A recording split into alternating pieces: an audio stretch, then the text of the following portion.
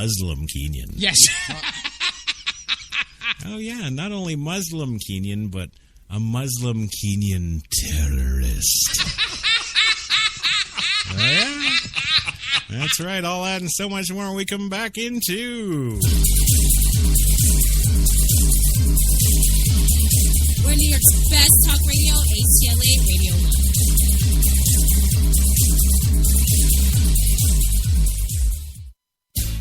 Good morning. Welcome to Tim Hortons Cafe and Bake Shop, where fresh always tastes better.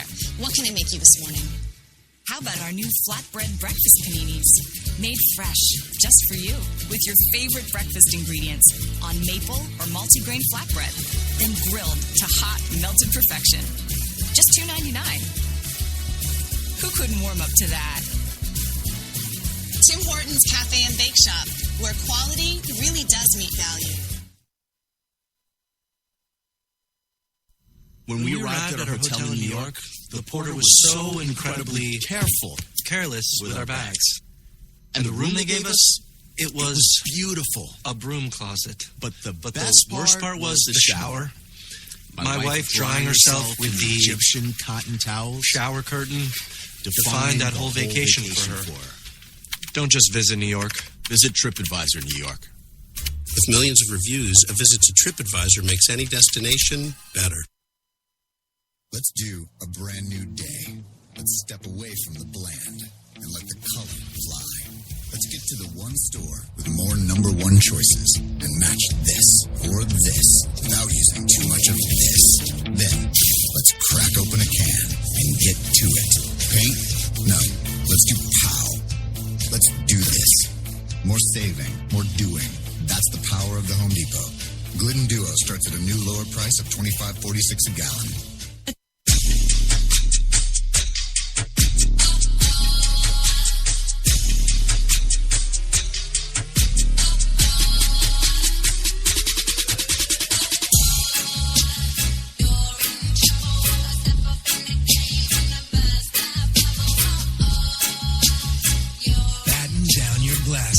White Rum has a new captain. Introducing the all-new Captain Morgan White Rum. 5 times distilled for a smoother taste. You've got it locked to HTLA Radio 1, New York. We're back already? I'm not ready. On Twitter, at Real Gilbert, ACP. Oh, yeah, just feel free to shamelessly plug your crap.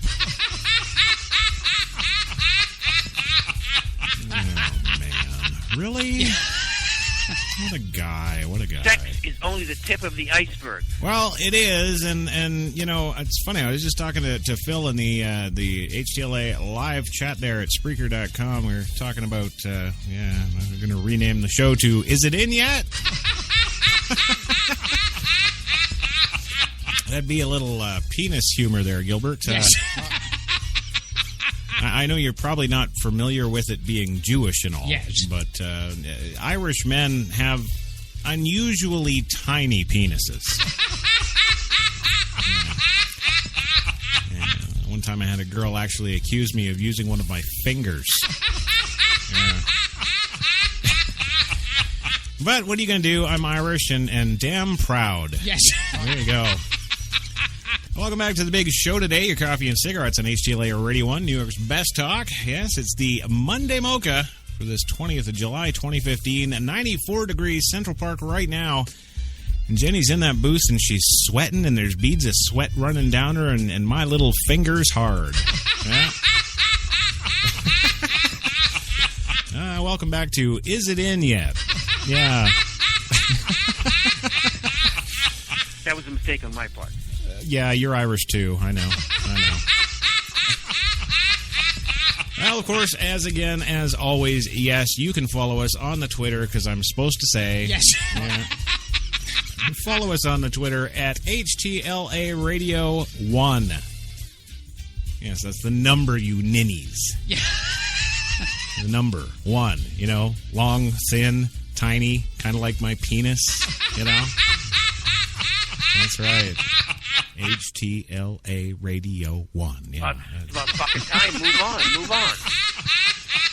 Oh, I know. You're all excited for the Kenya witch doctor story, Yes. and where, of course, we find out that Obama's daddy is a terrorist.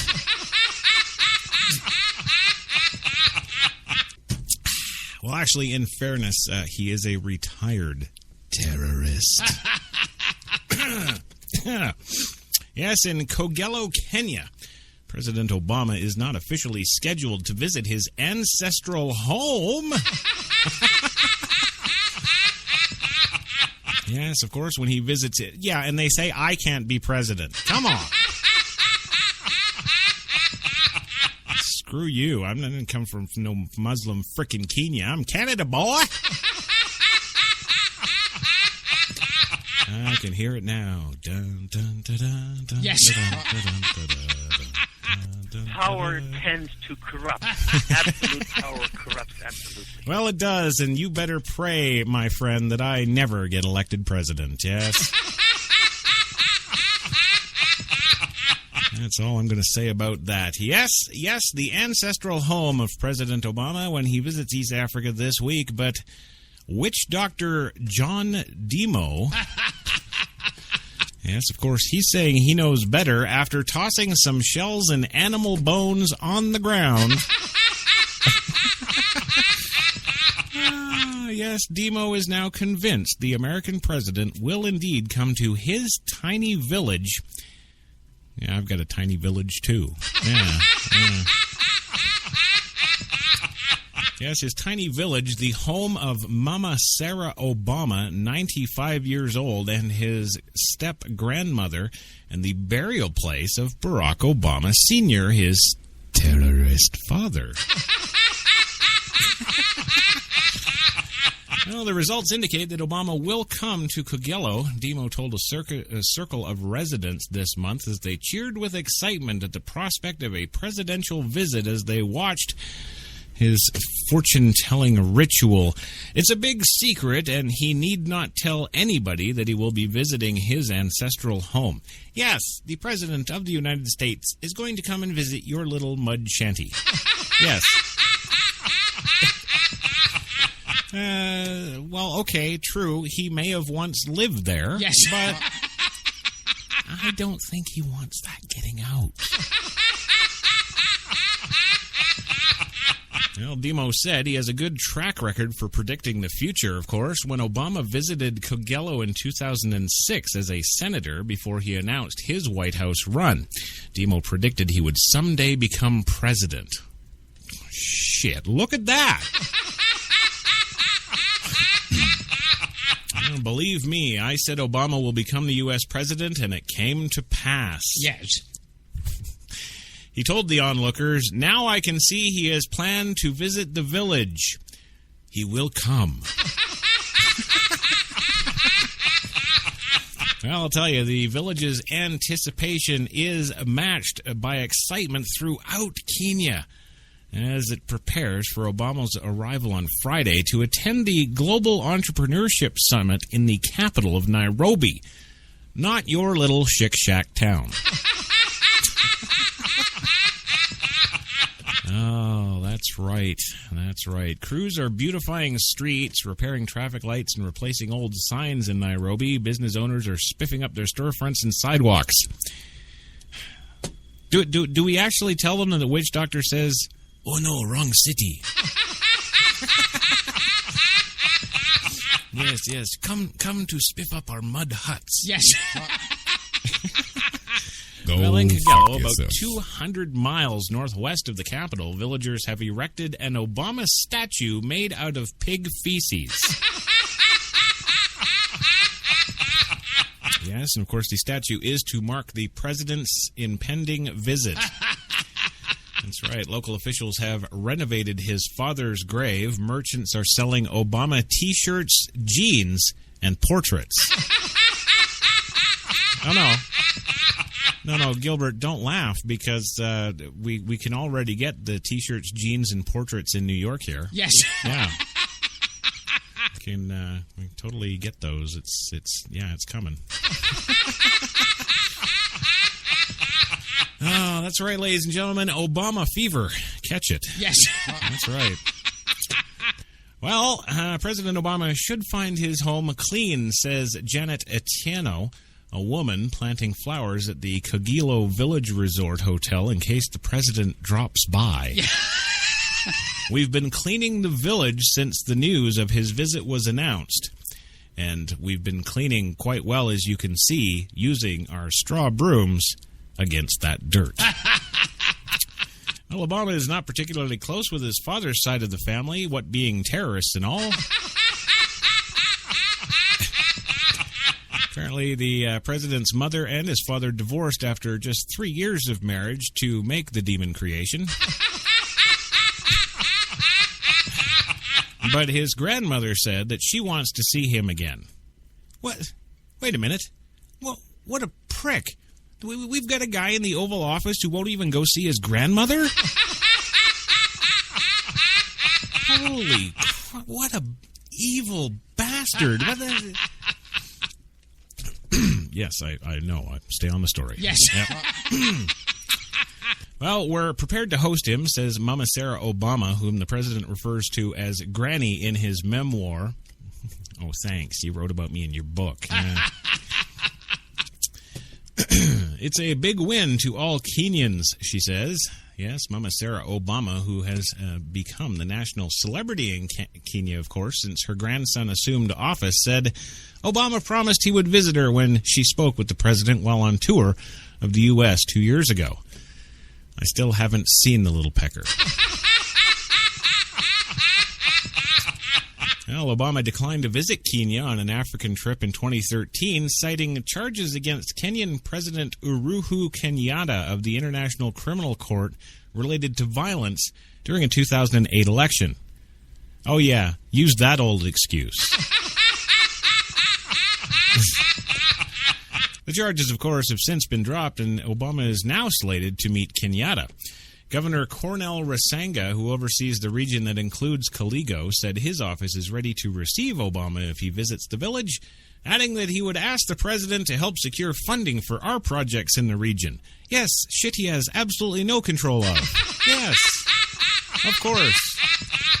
Of course, he will do that for you. Yes. Absolutely. Yes, optimistic generals. I love it. Yeah. Yeah, it's funny how he's, General Rasanga now. Yes. Funny, 2 weeks ago and probably 2 weeks after the African visit, he'll go back to being Warlord Rasanga. and of course, we all know that's continue the ethnic cleansing Gabunji. Right.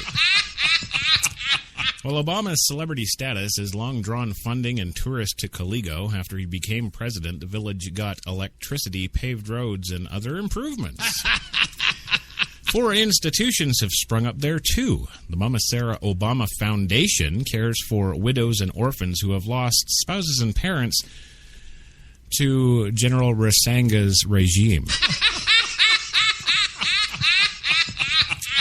Also, the Obama Foundation funds the president's half-brother developing sources of clean drinking water. There are no sources of clean drinking water in Africa. Sorry. Where's that money going? Yes. Yeah. Well, after his 2006 visit, the village's 2 schools, renamed Senator Obama Secondary School and Senator Obama Primary School, both educate children 6 times better than any school in the United States. Yes, they educate children, of course, referred to by Mama Sarah Obama's group. I personally didn't go to school because during our day, education was meant for rich people, says Mama Sarah Obama. And when it comes to Barack, I taught him everything I know. Well, Obama family members donated land to expand the school's international donors and have helped them operate. Henry Odongo, principal of the secondary school, said he hopes to ask the president to secure more help. It will be an opportunity to remind him when he visits the village, Odongo said. Wow, all these idiots are taking this witch doctor real seriously. They really are. They really are. Oh, my God, he's becoming black. I like it. Do a little rap here, too. No, that was my white man voice. foundations in the schools have transformed Kagilo residents, and I wouldn't have had access to education without the foundation sponsorship, says Lillian Mbambo, a student at the secondary school. Both my parents died when I was still young, thanks to General Ragama. But I give thanks to Mama Sarah Obama, who came to my rescue. Willis Oyango, 27, a handcraft pusher who works for Mama Sarah Obama's foundation, said he'd likely be unemployed without Obama's ties to the village. His position as president has earned us jobs, and we're glad, says Oyango. We love him, and we are nervously awaiting for his visit. Well, son, don't pee your pants. That's right. Can you believe that? Yes. Really? Really? Wow. And you know, the benevolent colonel wants the general of slaughter. Yes. It's just life, and I love doing it. I love doing these kind of stories anyway. Oh, who doesn't? I mean, yes. You know, this is some serious cover story combined with, kind of smeared over with BS and really sculpted into a very fine likeness of him in that statue. Yeah. Well, moving along, of course, for Sharon Hundley Chesley today, we do have some Texas news. Yeah, we do. I never like to leave her out, and but every time I call, she just hangs up. Whatever. I'm a patient man. Yes. Yes, officials assessing the impact of a barge collision in Texas. Yes, Galveston County, Texas, to be specific. Fire crews have put out a blaze that broke out aboard a barge after it collided with another barge near Galveston. U.S. Coast Guard Petty Officer Andrew Kendrick, look at that, an American name. Yeah. Well, I mean, it's getting rarer and rarer to see in Texas news. Yes. You know, it's... all those Texans, Alvad Mufan Al-Padadi, you know. Yes, well, Andrew Kendrick has said that two tugboats were pushing a total of 4 barges early Monday morning near Bolivar Peninsula when one of the boats lost power. The barge it was pushing then collided with another barge near the entrance to the Houston Ship Channel. A fire erupted on the barge carrying about 1 million gallons of the petroleum product naphtha. Nice. You couldn't just crash a couple that are, hauling cotton. Yes. No. Oh, I'm sorry. Is cotton picking a bad thing?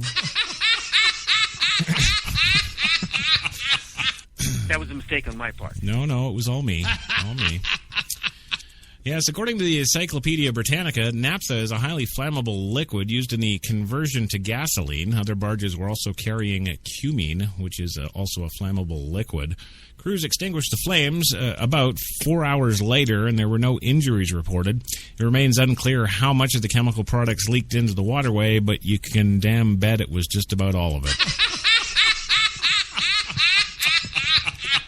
The glow of the fire could be seen as firefighters worked to handle the blaze. The Galveston Boulevard ferry service was not disrupted, but the segment of the Gulf Intercoastal Waterway is expected to be closed throughout the day. The Coast Guard said it first needs to assess damage to the barges, then it can figure out how much cargo was lost. Remaining cargo will then be transferred to other barges so they can smash those up too. A total of 3 of the 4 barges involved were all damaged, according to the Coast Guard. Yes. Yeah, there it is. So Sharon, did you see the glow from the fires in the sky? Did you? Well, moving along today. We have busy news days. Yes. We have not so busy news days. Yes. And then we have days like this. Where it's busy, yes, but it's insane kind of stuff. Yes. Our next story takes us to tell you about an army of tiny little turtles. No, not tiny little Irish turtles.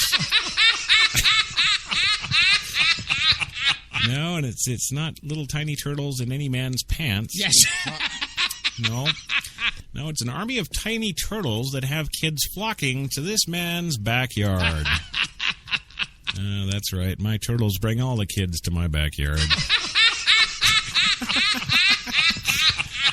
Yes, Apple Valley, Minnesota. The half-dozen children decorating his driveway and sidewalk with chalk are the first giveaway. The retiree who lives in a house on Gantry Lane is clearly not the type to yell, "Get off my lawn!"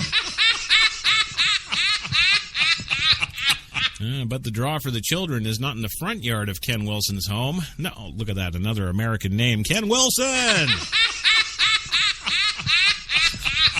Ken Wilson, ladies and gentlemen. Ken Wilson. No Al Hababi Dadi. No Mujahid Sirajul. No, it's good old goddamn American Ken Wilson. That's right. And you can get Ken's new album on iTunes. Well, Wilson's home, it's actually the small lake out back of his home. This is where the Turtle Man lives, explains soon-to-be kindergartner Alex Boland. Yes, I can see Stephen King writing the book, The Turtle Man. Well, a few minutes later, Alexis and her neighborhood friends are following the Turtle Man across his backyard to Scout Lake. For the longest time, we didn't even know what his name was, says Lee Miller, a mom who lives down the street. We just called him Turtle Man. Yeah, the name stuck when parents and children alike were amazed to see the small army of turtles swimming across the lake towards Wilson when he'd walk out on his dock or board his canoe. 3 summers later, Wilson's turtle tours are the highlight of summer on Gantry Lane. 2 or 3 nights a week, children put on life jackets and climb into Wilson's canoe. Yeah, I bet they do. Do you want to go around and see where they sit in the sun? Yes. Little boy? Yes, he asks the children as he paddles. Yes, they yell in unison. Well, a few strokes of the paddle later, the children ooh and ah over a half-dozen painted turtles perched on a broken tree limb. Ooh, yes. Wilson own 2 daughters, and they are grown. Yet 2 years past his sales career retirement now, he's finding he still has plenty to give. That's disgusting.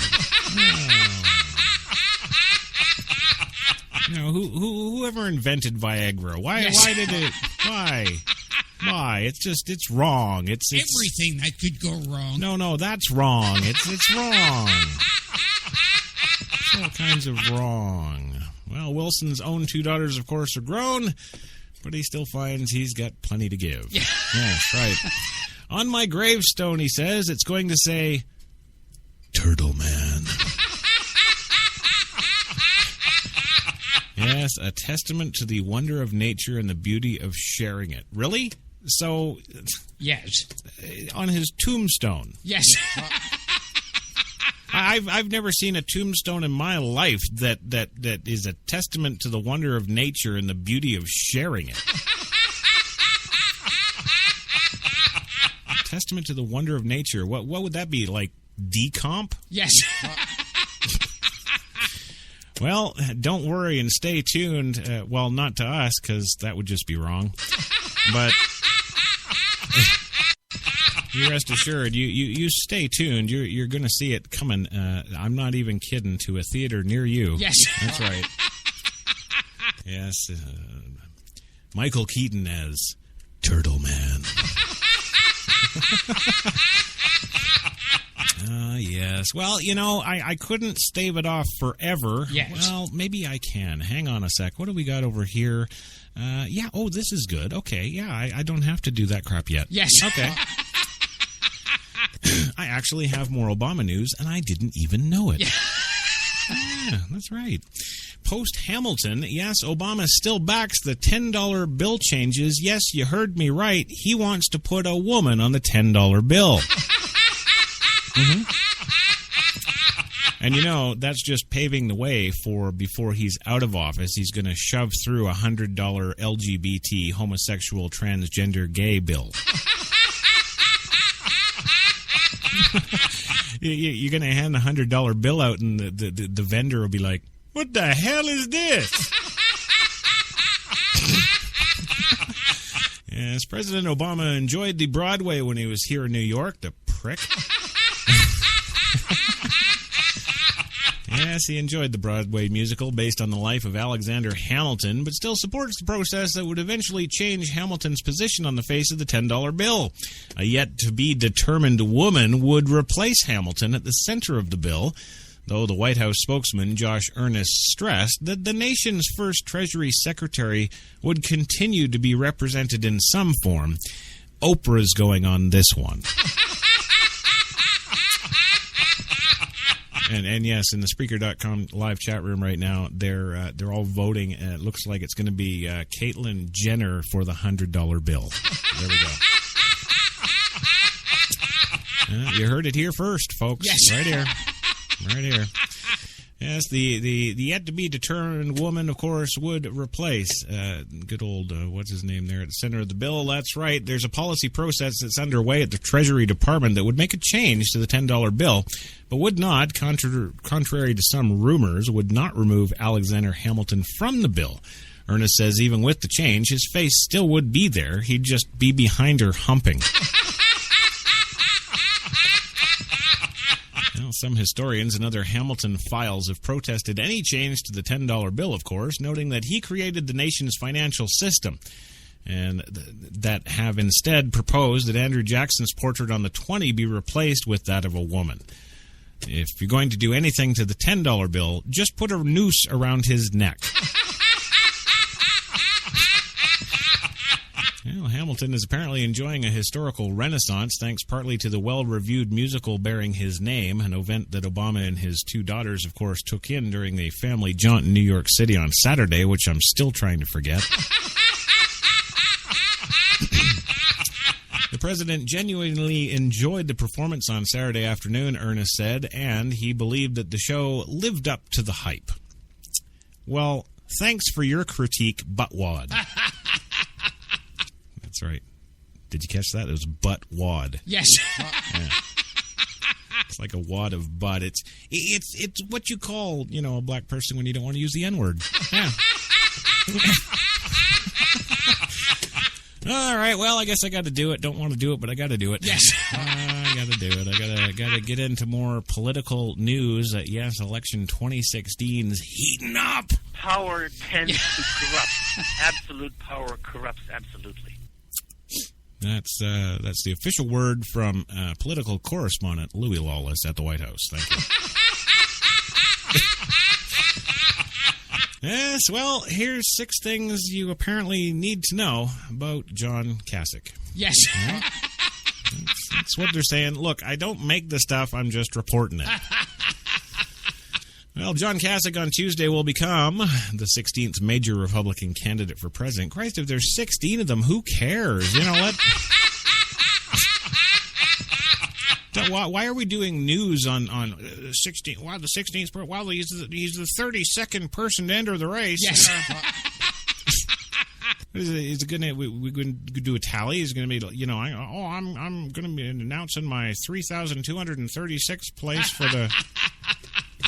Come on. Wait till we get to 2 months out. Yes. Yeah, when there's only 2, 3 left. Yes. Yeah, then we'll want to know about them. We don't want to know all this shit now. Well, John Kasich on Tuesday will become the 16th major Republican candidate for president. Here are 6 things to know about the second-term governor of swing state Ohio. That's right, family. He wasn't hatched?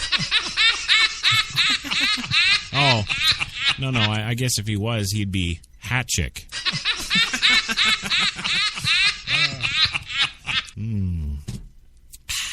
That dark roast sigh brought to you by Tim Hortons, New York City. Yes.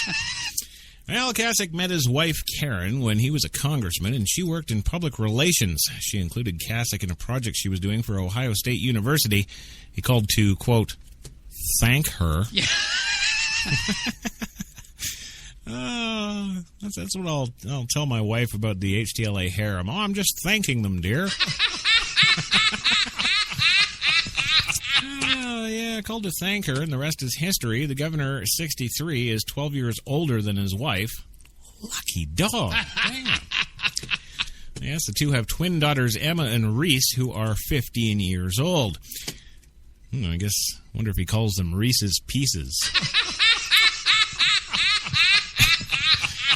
Kasich had previous marriage that ended in his 20s, and he's still goddamn paying for it. Well, as far as religion goes, the Ohio governor speaks often of the importance of faith in his life, controversially using it as a justification for expanding Medicaid under Obama's health care law. Kasich grew up Catholic but drifted away, renewing his faith after his parents were killed by a drunk driver in 1987. The governor, now a Protestant, spelled out his take on faith in his 2010 book, Every Other Monday, named for a Bible study group he started with some friends. Also, first presidential run. Yes, Kasich ran for president once before in 1999. Then nine-term congressman, he had helped lead the charge in the 1990s that led to a balanced federal budget. Then why have we never heard of him before?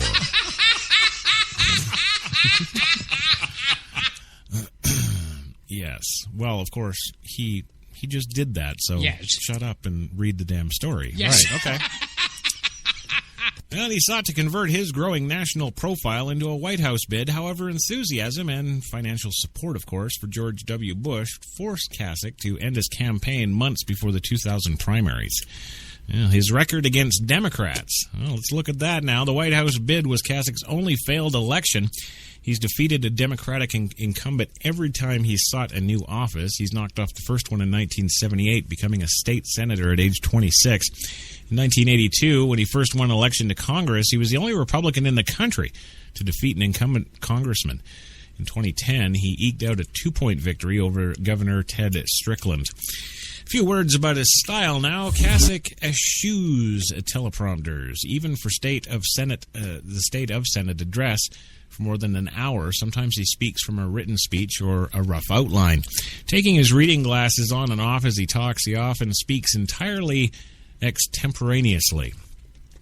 Just like me. That's right. The result, a speaking style that's plain spoken but sometimes wandering. Oh, shut up.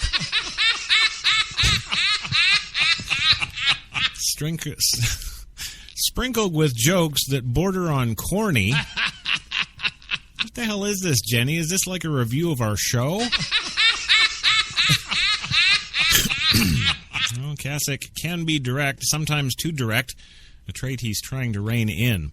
Combine that with his ruffled hair, his notorious grimaces, and his propensity to interrupt, and you understand any political junkies are itching to see this guy in a debate.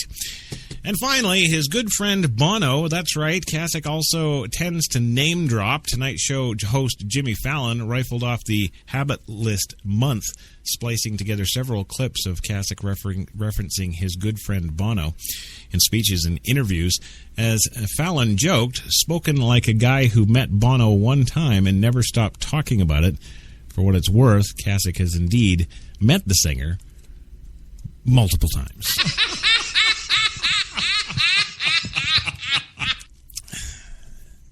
I believe him. Yes. I believe him. And finally today, and they spoke about this in the Spreaker.com chat room only moments ago. Yes. Yes. No-name Scott Walker that I keep getting confused with Paul Walker. Well, he's, Damn, that's good coffee. Yes. Well, he's leading Trump in a new Iowa poll. Yeah, it's probably not true, but It's a poll that shows that before Donald Trump told Iowans that Senator. Yeah, before I said Senator. Yes. That was a mistake on my part. Yeah, you take the blame, doofy. That's right. Well, the poll that shows before Donald Trump told Iowans that Arizona Senator John McCain isn't a war hero, the New Yorker was second in place with likely GOP caucus goers here. The Monmouth University poll taken July 16th to 19th put Wisconsin Governor Scott Walker strongly in the lead with a support of 22%.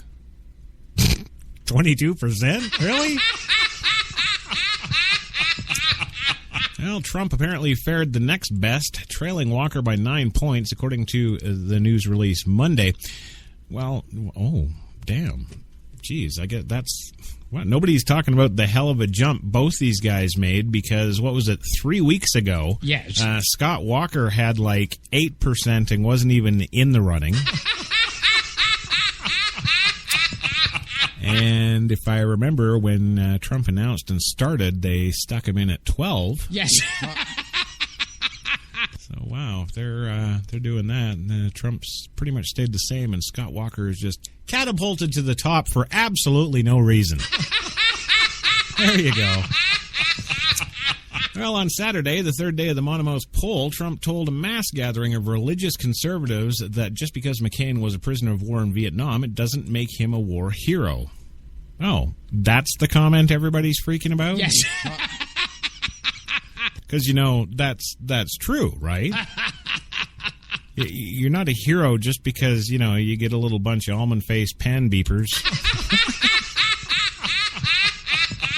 You know, shoving bamboo up your fingernails and doing all kinds of neat stuff to your pee-pee.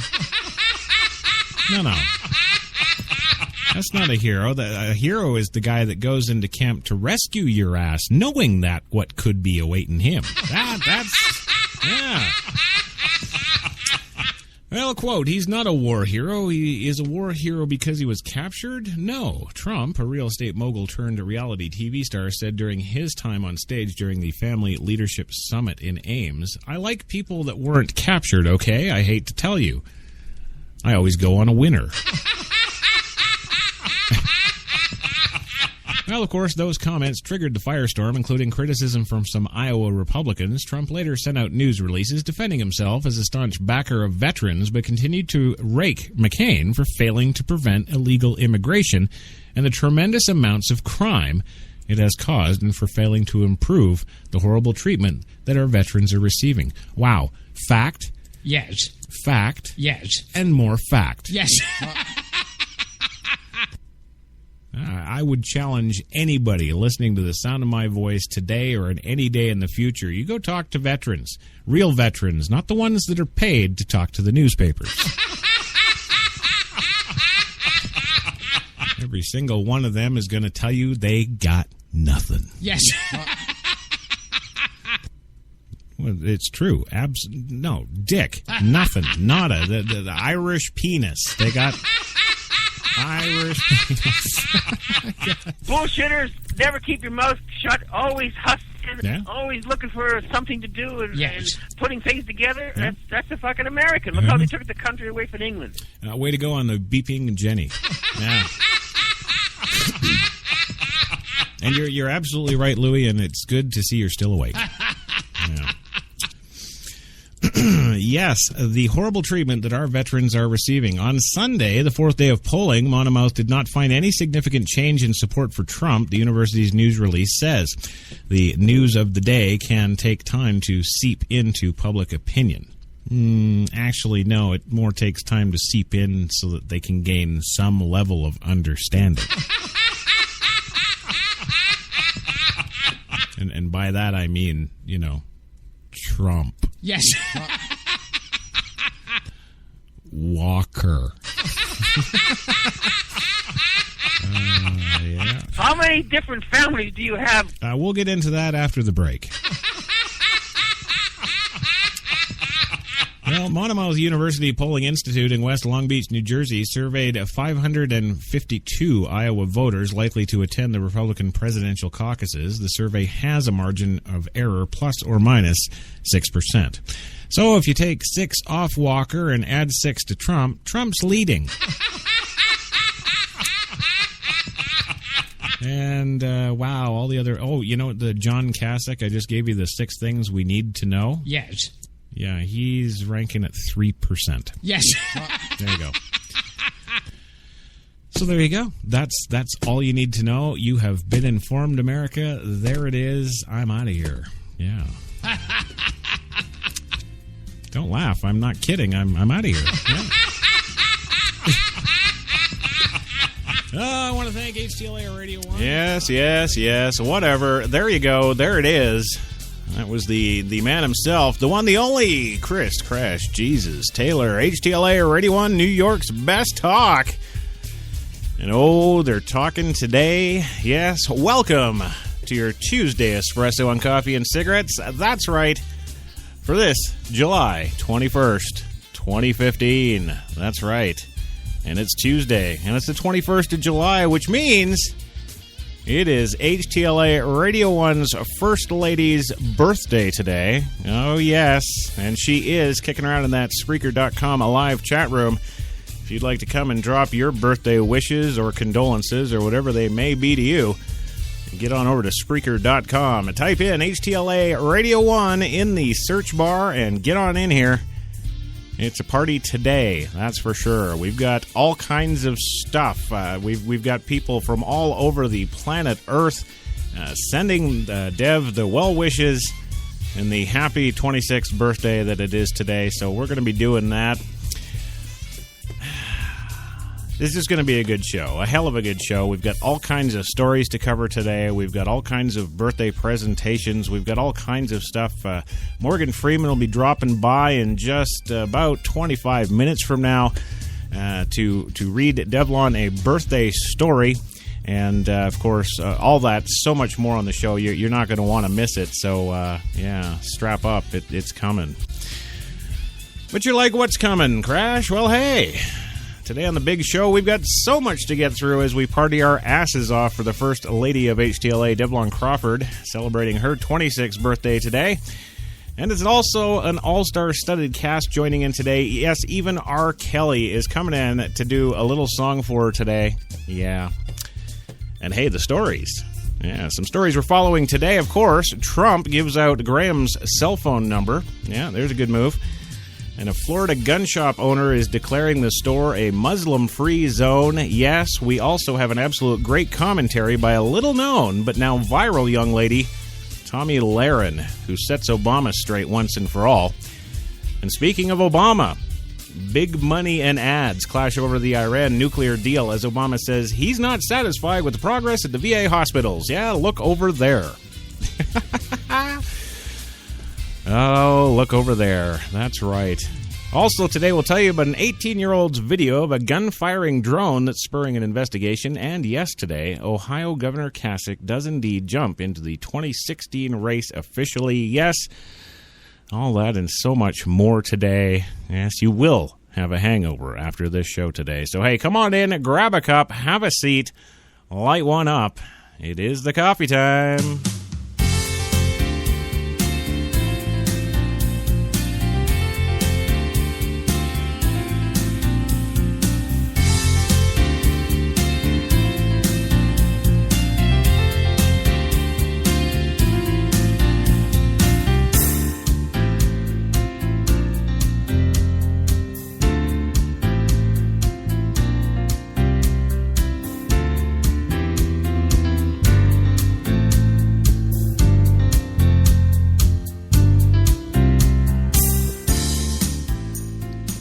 Yes, it is. It is the coffee time. 5:02 in the p.m. in New York City right now. Yes, it is. You've got it tuned to HTLA, New York's best talk, of course, for your coffee and cigarettes today. Tuesday Espresso. Yes. And in the booth, hobbling, humping, skipping, jumping, thumping, all that stuff. It's that's going to be your new nickname, Thumpin'. That's the one, the only thumping Jenny McCartney in the booth today, kind of leaning up against it. Trying not to hurt her leg again. She got hit by, I think it was Gilbert Gottfried when he was driving away the other day. She's in the booth, of course, today, pushing the buttons, making the show go as she does every day for the show, and we couldn't be happier. Thank you, Jenny. A special thank you today for all you do here. There you go, and she's pushing the buttons, of course, on that PreSonus 2442 digital broadcast mixer, finally furnished by the folks at PreSonus.com. Yes, if you're into anything audio-related, whether it be professional or amateur, you want to get over to PreSonus.com and check out their gear. They're pretty much number one. That's right, PreSonus.com. Also, today's show is proudly brought to you by the fine folks at Tim Hortons, New York City. Now with those 8 fine locations in the city to serve all your coffee and baked goods needs. That's right, Tim Hortons, never a video cam in the bathroom, always fresh. That's right. Some other coffee companies can't say that. That's right. It's a great day. It's a great day. Well, hey, I don't do this show alone, and of course, we've got lineups of people coming through the studio here. We've got pre-recorded stuff from a number of different folks sent it in for Dev's birthday. I've actually got a list here. We've got our TKO Tokyo Japan radio affiliate, of course. They have sent Dev a happy birthday, which we'll get to very shortly here.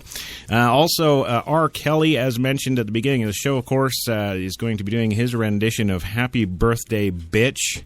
That's right. We're looking forward to that.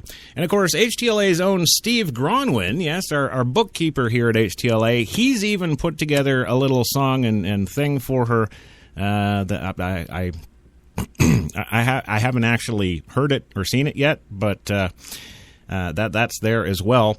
We also got the United States Illegals Association. They've put together a presentation for Devalon, including the non-American mariachi birthday wish. Yes, from the United States Illegals there.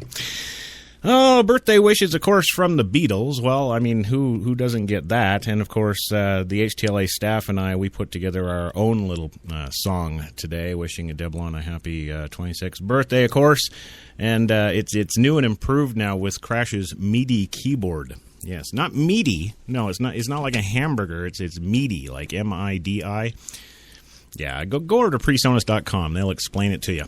Well, moving on today, we do have to, of course, introduce the guest/co-host of the show, which I'm sure are going to bring wonderful birthday wishes to Devalon as well. And Jenny's giving me the nod there. They are on the line, ready to go.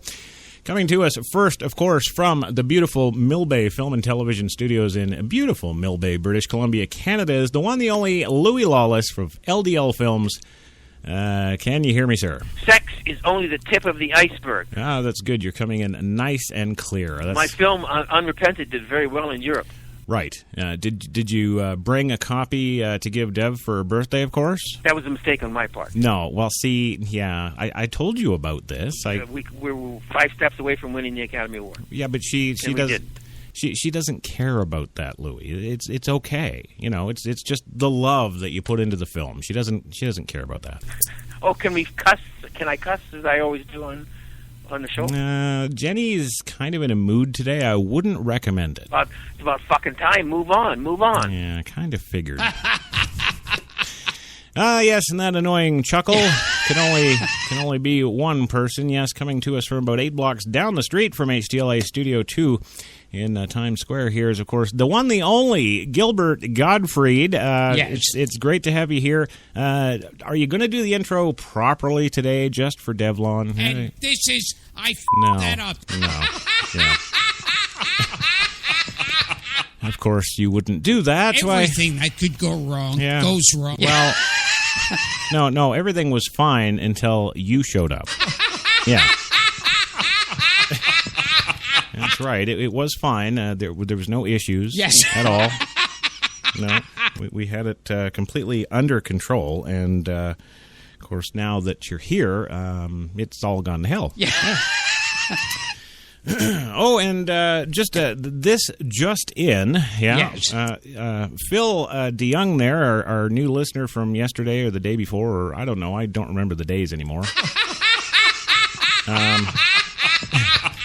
I don't remember the days anymore, but yes. You remember when we were introducing him? I think it was yesterday or the day before. Yes. We went ahead and I was looking at his Facebook page there, and, yes. and of course telling you all about his nice "God Bless America" banner and all that, yes. that good stuff. And then of course the profile picture of him and his.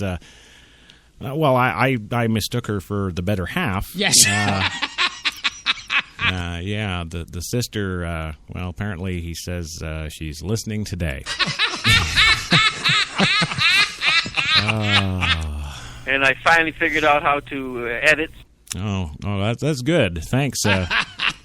Thanks, Louie. It's just life, and I love doing it. I love doing these kind of stories anyway. We haven't actually got to them yet, Louis, but that's fine. Thank you. We're going to be good here. I'm really, really confused now. Phil's sister's here.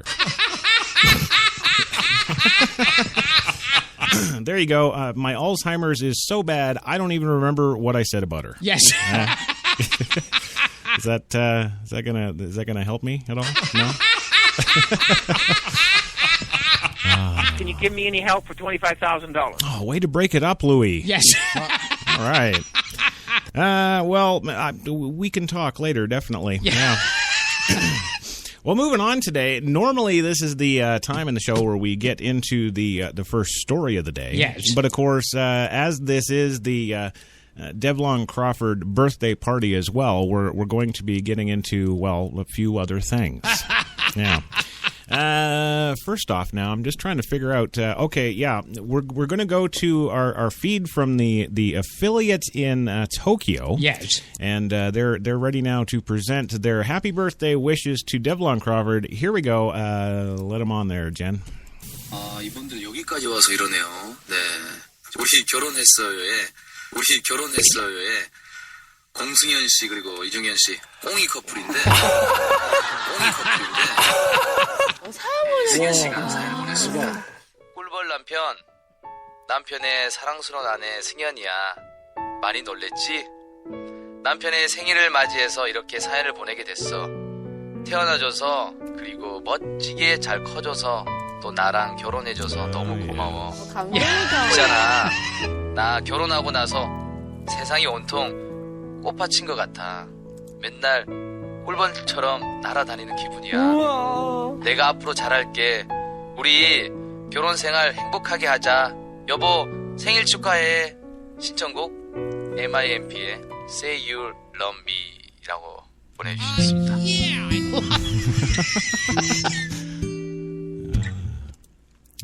It's many thanks to TKO Japan. That was, of course, TKO Japan and their best wishes for Devalon Crawford for her birthday. Yeah. That's what that was, and we do have a number of other well-wishers that are indeed wishing her well in other languages. Yes. Like the sand spider. Yes. Yes, that's right. I forgot to mention the Islamic birthday wish, of course, that we have from Fayez El Said, the leader of ISIS in Syria. But we're not going to bring him on right now. Yes. Because he said that he would only do it under the one condition. Yes. And that was, of course, that we just sprung it on the audience. Yes. He never likes to attack, anything with any kind of a premeditation to it. Well, I mean, they're terrorists, Gilbert. They just want to, surprise everybody. Yes. Ooh, that's a surprise. Yeah. Now here's a segue. Yeah. Oh yeah, you good? Oh yes, you did say, of course, earlier that you had something that you wanted to do for Devalon, right? Yes. Yeah. Okay. Well. Oh no, I would say. Oh, go ahead. No. Well, no. I'm telling you, you can. Yes. You can go. Do we have time for that? Yeah, you can go ahead with that now. Yeah.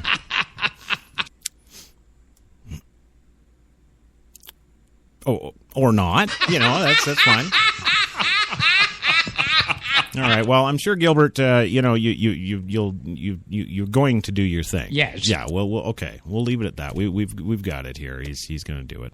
But yes. So that was the TKO Japan well wishes and happy birthday. And let's see now. Before. Where is it? No. See, I'm all mixed up here. They got all kinds of different things going on. Let's get it out of the way first because I know it's going to be horrible.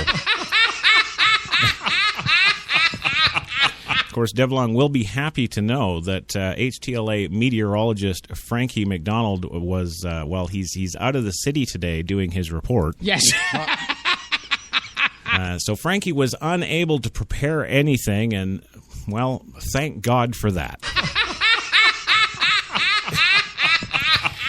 But we do have the thing that Steve did here. Now he's the HTLA bookkeeper, and he's put this together for Dev. So we'll hit this now. Go ahead, Steve. Hi there. I heard today's your super special day. I heard today's your birthday. And that's a special day in the neighborhood. You know what I have to say about your super special day? Happy birthday! Happy birthday! It doesn't matter, because today's your birthday. Oh, yeah. Yeah.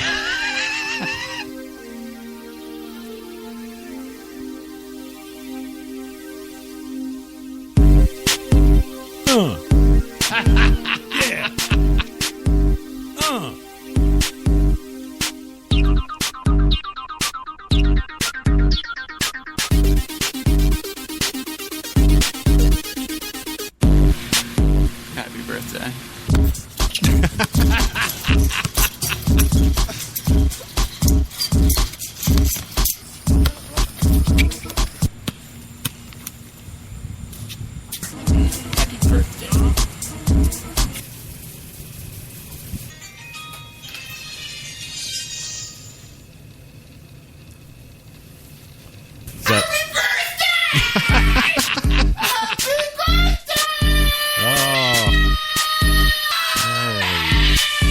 Shit. Yes. Happy birthday. Happy birthday. Happy birthday. I gotta go. My food's time. I gotta. Happy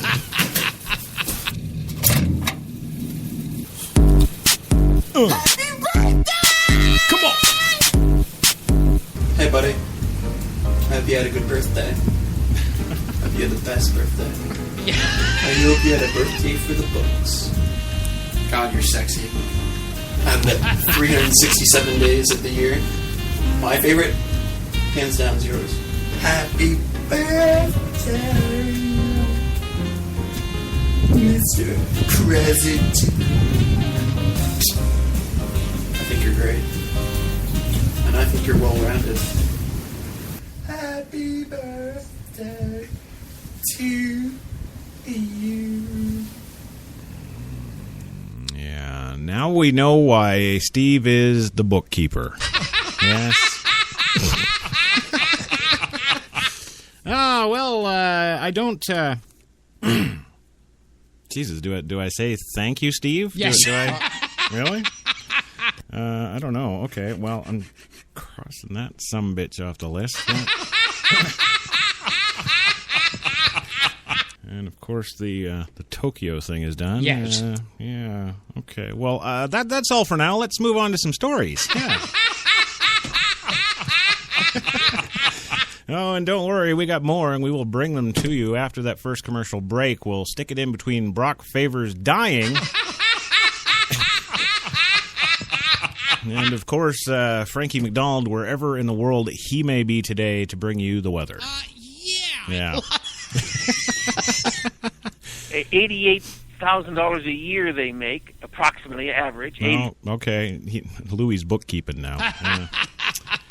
Well, first story up on the Big Coffee and Cigarettes today, of course, is, yes, Donald Trump giving out Graham's cell phone number. Yes, Donald Trump, of course, got back at a frequent critic, Lindsey Graham, on Tuesday today. Yes, in a very Trumpish way.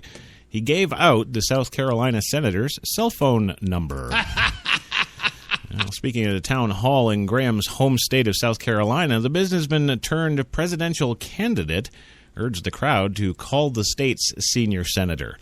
Give it a shot, Trump said.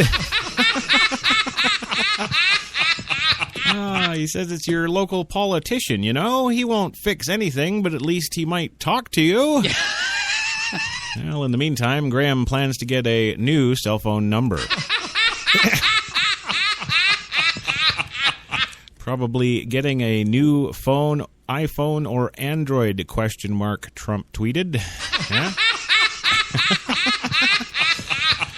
Well, Graham, who is also seeking the Republican presidential nomination, has criticized Trump over his claims that too many Mexican immigrants are criminals and for his criticism of state colleague John McCain. Well, I remember those criticisms, of course, that the Mexicans were saying about him. What was that little girl? Mexicans are the ones that built your buildings. Mexicans are the ones that cut your grass. Right. So why don't you shut your mouth and respect us?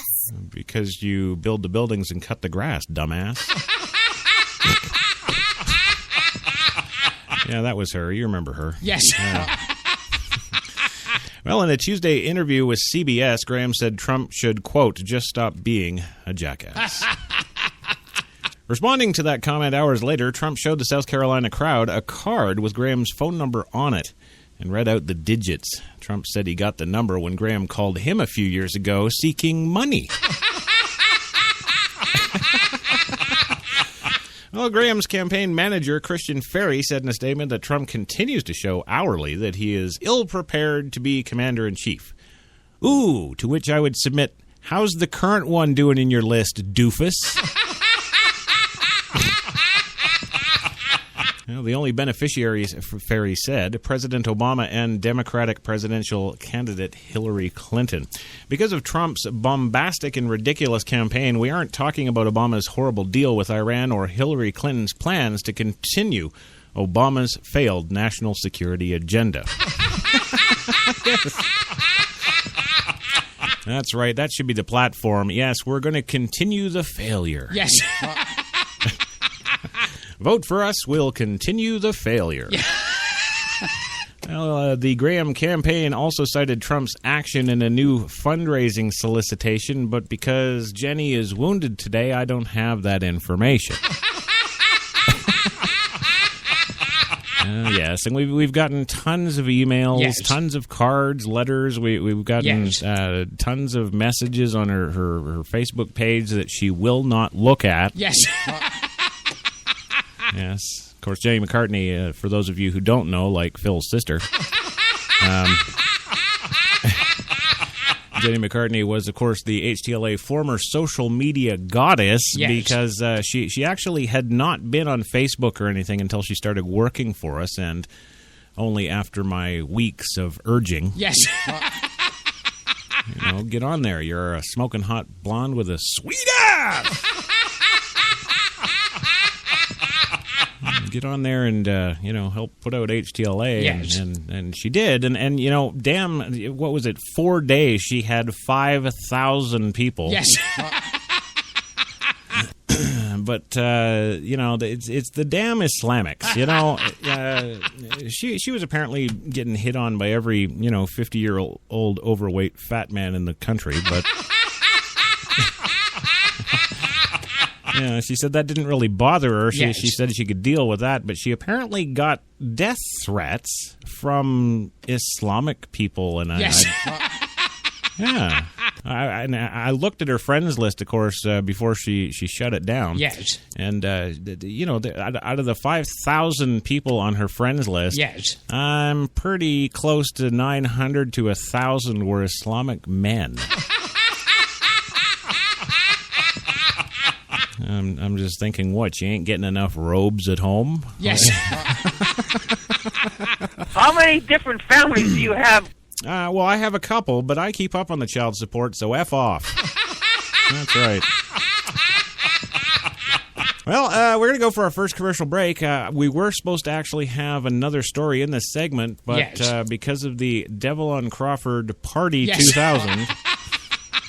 course, we're behind, so we're going to go for that commercial break now, but don't worry. When we come back, it'll be Brock Favors with the traffic. Yes. And we're going to have another well-wisher message. I think R. Kelly is going to sing. Yes. I think he's ready to belt that one out for yo. And then we'll go, of course, to our good man, what's his face there, wherever the hell he may be with the weather. Yes. Yeah. And then, after all that, then we'll get to the very next story. Yeah. Yes, we will. Trust me, mark my words, guarantee it. Yeah. You've got it locked to HTLA Radio 1, New York.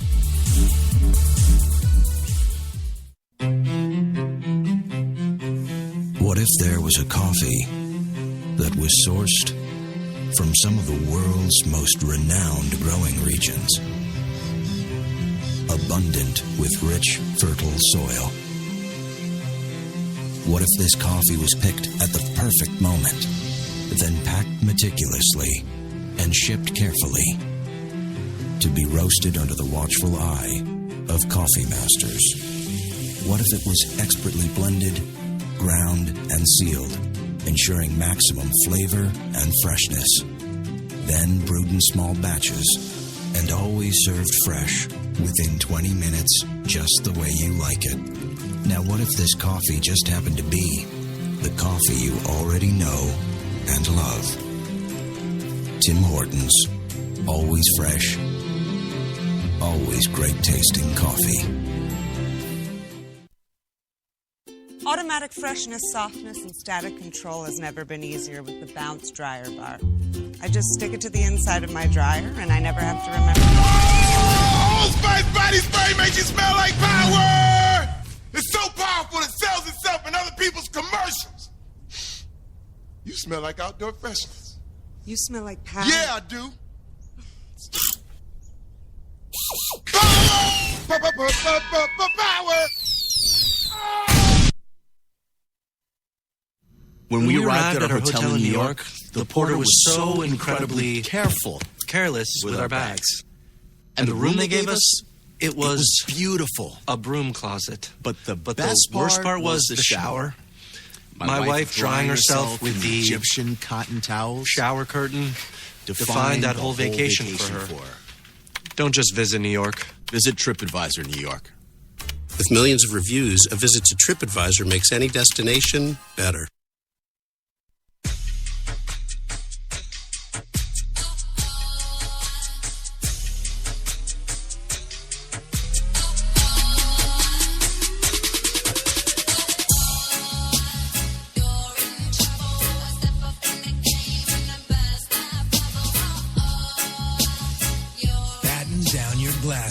White Rum has a new captain. Introducing the all-new Captain Morgan White Rum. 5 times distilled for a smoother taste. We're New York's best talk radio, HTLA Radio 1.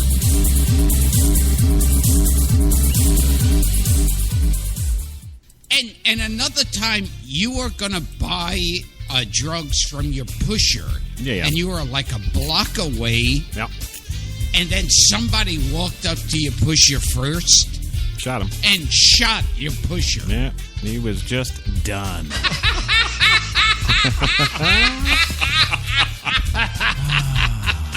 Yes, he was. You love to do that kind of stuff. You always did. Shooting my pusher? And put your name up there and dress in different stuff. So fantastic. If I can be of any help, let me know. So what's the email address? That would be Jenny's broken leg at ididn'tdoit.com. Yes. That's right. That's what it is. Wait a minute, I got lost. HTLA. No. HTLA. No, Jenny. Jenny's broken. Never mind. Yes. Welcome back to the big show, of course, today. Yes, HTLA Radio 1, New York's best talk. And, of course, your coffee and cigarettes, hosted by the one, the only, the man, CJT. That's right. I'm getting all black. That's what I'm doing. Yeah. Oh, my God, he's becoming black. I like it. Yeah. Do a little rap here, too. Well, I'm not going to do a little rap, Louie, because today is a day that we don't need more rap. Yes. No. Although it does partially fulfill our NAACP, quota, I guess. Of course, we got HTLA's Brock Favors, of course, in the chopper giving us the traffic. Yes. But, of course, now, we've got the added bonus of R. Kelly. Yes. Yeah. And I don't know this R. Kelly from a freaking hole in the ground. I don't know. But word on the street here, and according to Taylor Swift, he's all bang up, yo.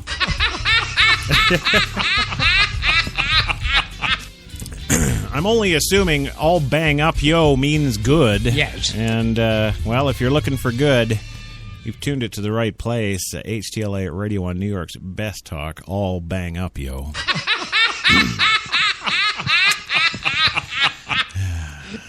I'd like to have that as my slogan in life. Yeah. Gilbert, all banged up, yo, Godfrey. There you go. But before we get started with that, God, I've got so much to jam in here. I feel like I'm a black man with a big wee-wee. It's not like that Irish penis where you can chuck it down the hall. It wouldn't even hit the wall. Oh, no, it's all just jamming in there. Yes. Yeah, that's right, baby. Take it, you white girl. Yeah. Well, I got to get the hell moving on. Yes. We're way behind. I'm all screwed. Yes. Gilbert, you're going to sing for Dev. Yes. But we'll do that after we come back at the next break, because we got just too much crap jammed in here. Yeah. It's like a double penetration party. I'm trying to get her in the front. You're trying to get her in the back. Yes. Got that problem. I don't know how they deal with that in porn. Guys don't mind their scrotums hitting other guys' scrotums? Really? I don't... It's about fucking time. Move on. Yes. Okay. All right. Well, moving on today, of course, we are going to go to our next lovely birthday presentation prepared for HTLA's First Lady, Devalon Crawford. And that is going to be, of course, R. Kelly. He's come to do a song for her. And I'm not sure if this song, is special in any way, shape, or form whatsoever. I don't know. But apparently it's what he does for all the bitches for their birthday, yo. So, and once again, I'm assuming that that's a good thing too. Yes. I don't know. But anyway, without further ado, here is R. Kelly for Dev Crawford. Happy birthday, bitch. What the She done hit the club, alcohol music. She about to turn up, got her drinking a cup. She with her whole crew, all of her girls, and it seems like she ready. Birthday, pick up your birthday, bitch. Shake, happy birthday, happy birthday. Pick up your birthday, bitch. Shake, happy birthday, happy birthday. Pick up your birthday, bitch. Shake, happy birthday, happy birthday. Pick up your birthday, bitch. Shake. She got a friend, they kissing each other. They going in, they all on each other. They taking them shots. Boom, boom. Now they never whatever. Yeah, she's a good girl, but tonight she a stripper. She got a man, but that nigga ain't with her. I give her a bottle, I feed her like I was her babysitter. I'm like, happy birthday, happy birthday, happy birthday, bitch. Shake it, happy birthday, happy birthday. Pick up your birthday, bitch. Happy birthday, happy birthday, pick up your birthday, bitch. Happy birthday, happy birthday, pick up your birthday, bitch. I'm up in the section, we got bottle service, and it's full of them goons. These bitches is perfect, and you know that I'm flexing, throwing my mind. Yeah, I light up the room. I'm flying and bird, haters can't touch me. Man, I'm in my zone. I'm that nigga, trust me. My swag in the bank, and these niggas is broke. They keep coming for loans. Woo, woo. Keep a taste for a red bone. Strippers express. I'm fucking style. The hood is the Grammy. It is my B-Day, and this is my 50th car. Look like we're going to the airport. Private jet, but A private jet. private jet, 45-minute ride. Fuck that. Let's fly just this one time, man. Just this one time. Go to the bus. Gather everybody up and get on the fucking bus and be out of here. time y'all niggas fucking coordinate plans. Are y'all crazy? Happy birthday, happy birthday, happy your birthday, bitch. Shake. Happy birthday, happy birthday, happy your birthday, bitch. Shake. Happy birthday, happy birthday, happy your birthday, bitch. Happy birthday, happy birthday, happy your birthday, bitch. Shake. You're looking so good for your birthday. I wanna celebrate with you.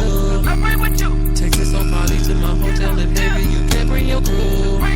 Got a house in the hills and my life is a window. I'll show you the view.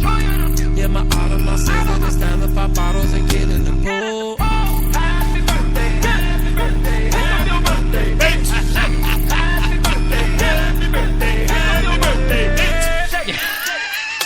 Yeah, girl, gon' put it down for a nigga. Yeah, girl, gon' put it down for a nigga. Well, there it is. I think that's nice. Thank you, R. Kelly, for that. I think should we get Dev some security maybe? I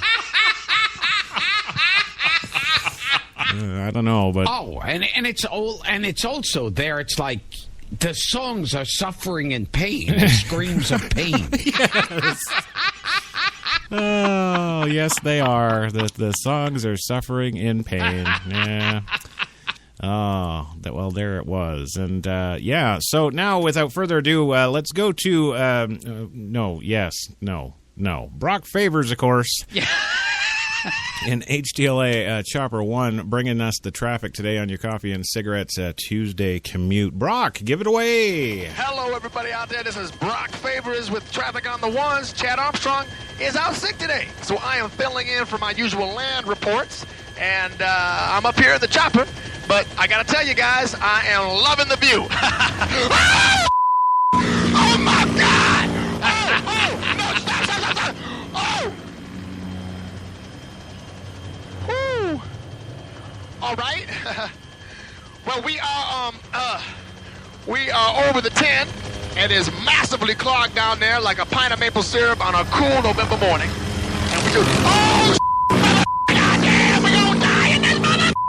Yeah. Oh, my God.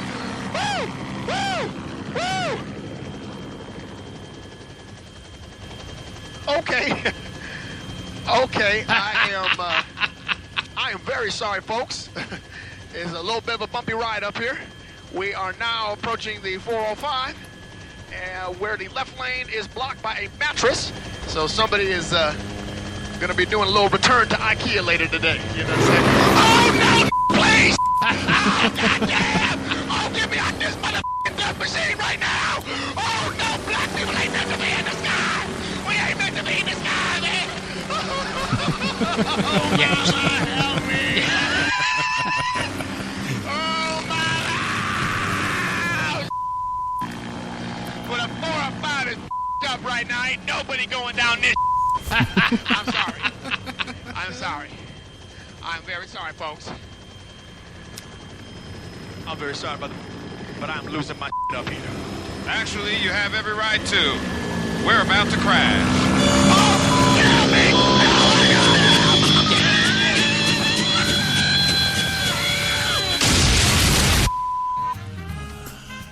There we go. Thank you, Brock. That was Brock Favors in the HTLA 1 chopper with your traffic. Condolences, of course, to the Favors family. Yeah. Yes, there it is. There it is. And, yeah, you know, he does such a good job for us every day. Yes. You know. It's almost, you know, sometimes I feel like, God, you know, we've killed him enough. But, I don't know, then we hear some R. Kelly crap, and I'm like, yeah, game on.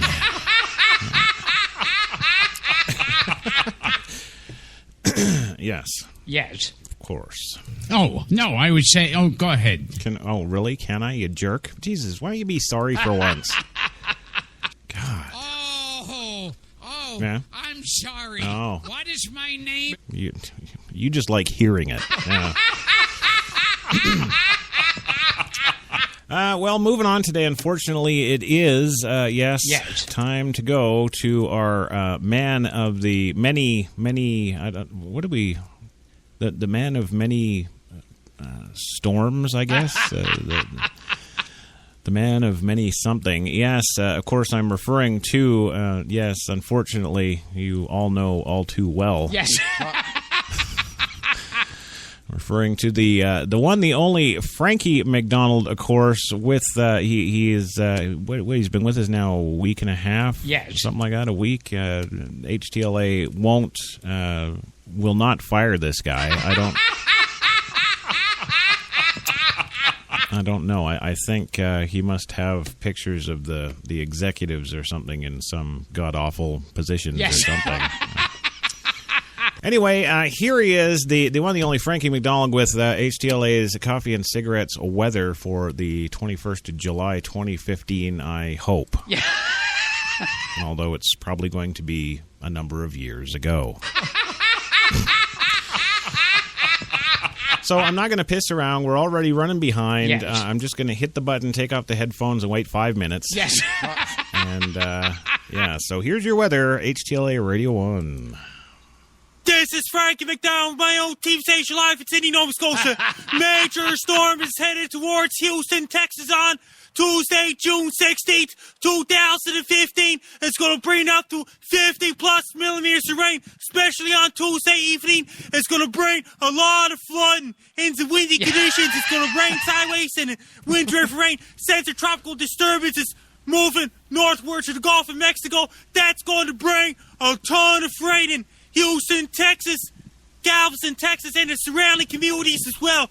It's going to bring a lot of rain. It's going to bring windy conditions, and the sewers will back up in the streets. It's going to bring a lot of heavy rain in Houston, Texas, and the surrounding areas on. And the heavy rain will continue on to Wednesday, June 17th, 2015 in Houston, Texas. And Galveston, get your cigarettes and get your beer. 2015 will not be a good day to do your outdoor activities. Because it's going to be a lot of rain.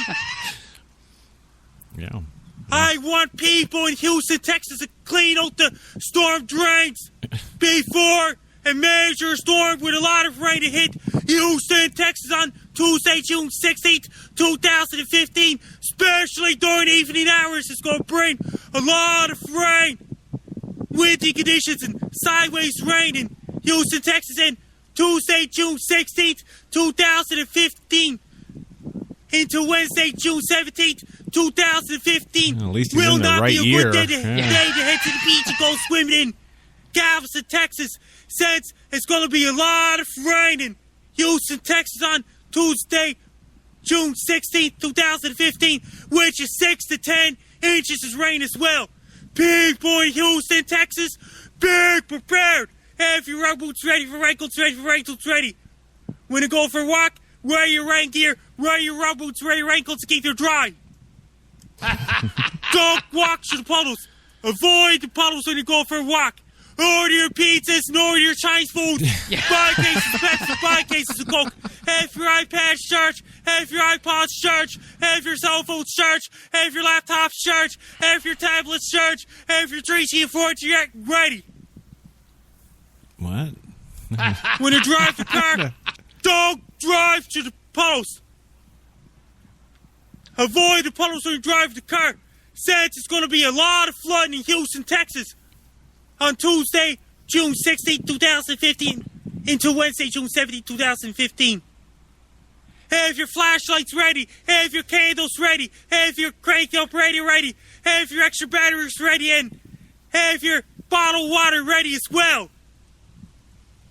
Since it's going to be a lot of flooding in Houston, Texas on Tuesday, June 16, 2015, into Wednesday, June 17, 2015. If everybody living in Houston, Texas, be prepared for a major storm on Tuesday, June 16, 2015. Best of luck to you. Yeah. People in Houston, Texas, be prepared for it. All right, thank you. Major storm on Tuesday, June 16, 2015, especially during evening hours. Right. Stay dry, be safe. Take care. Okay. Thank you, Frankie. They get f***ing crazy because all of a sudden nobody loves them. Yeah. Well, that's what it is, Louis. In a nutshell, they get crazy because nobody loves them. So that was Frankie McDonald with, of course, your coffee and cigarettes weather. As much as it could possibly be, there it was. I don't know what it was. I don't. Apparently, he's got a contract tighter than Howard Stern. Yes, nobody can get rid of this guy, and trust me, I've tried. Hell, in the Spreaker.com chat room yesterday, I was soliciting young girls to come and read the weather. Yes. You know, I'm desperate. What can I say? Well, moving on today, of course. Now we can get back. Oh, geez, no, it's time for that next commercial. No, it's not. I'm not going to do that. We do have to get to this next story, of course. And the next story is all about a Florida gun shop owner who's declaring the store Muslim-free. And how can he do that, you say? Yes. Well, a Florida gun shop owner has declared his business a Muslim-free zone after last week's shooting rampage in Tennessee that left 4 Marines and a Navy sailor dead. Quote, I have a moral and legal responsibility to ensure the safety of all patriots in my community. And so effective immediately, I'm declaring Florida Gun Supply as a Muslim-free zone. Andy Hallinan said in a video posted in his Inverness, Florida gun shop's Facebook page Saturday, I will not arm and train people who wish to do harm to my fellow patriots, he said. Investigators still haven't nailed down the motive for the attacks on 2 military installations by Mohammed Abdulaziz, who was born in Kuwait but grew up mostly in Tennessee and was a naturalized U.S. citizen. 2 years before the rampage, Abdulaziz was a Muslim, wrote about having suicidal thoughts and becoming a martyr after losing his job because of drug use, according to his diary, and Family ABC News reported. Yes, it's... Well, it's unclear how, Hallinan plans to enforce his prohibition on Muslims. He told Florida television station WFLA he does not plan on asking his patrons about their religious affiliation. But in his video, which had already been viewed by about 40,000 people by this morning, Hallinan makes clear that he sees it only as his duty to keep Muslims out of his shop. We're in a battle, patriots, but not only with Islamic extremism, he said. We also battle against extreme political correctness that threatens our lives, because if we can't call evil evil for fear of offending people, then we can't really defeat our enemies, now can we?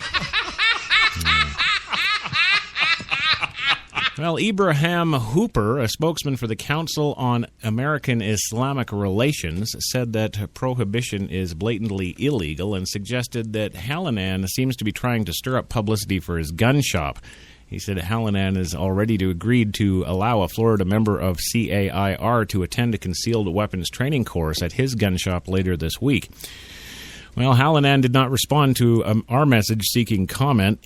This isn't the first time a business has tried to declare a so-called Muslim-free zone. Last year, the owner of a shooting range in Hot Springs, Arkansas, said that she was prohibiting Muslims from shooting on their property, citing security concerns after the Boston Marathon bombing and the September 11th attacks. The Justice Department confirmed in April that it was monitoring the Arkansas gun range after request by CAIR and the ACLU to do so. Hooper said 2 people who are Hindu were turned away earlier this year at that range after being asked by the owner whether they were Muslim. The 2 men, who were not interested in pursuing a legal challenge against the range owner, Hooper said CAIR knows of no other situations where a gun range has attempted to prohibit someone who is Muslim from using the range. What do we care? These people all strap bombs to themselves. They don't use guns. Well, since Hallinan declared his gun shop a Muslim-free zone, CAIR says that a New Hampshire gun store made a similar declaration on Facebook, but has since removed it. CAIR called on the Justice Department to investigate possible federal civil rights violations by the Florida and New Hampshire businesses. These bigoted declarations are no different than whites-only signs posted in business. Wow, again, I have to remind the world. Yes. If I start a business, Yes. if I open my doors to sell my wares, Yes. if I'm selling my stuff that people want, Yes. and if I have customers that come in that for whatever reason I don't want to sell to them, Yes. I don't frickin' have to.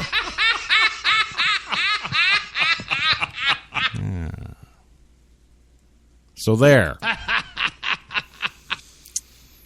It's got nothing to do with the black man.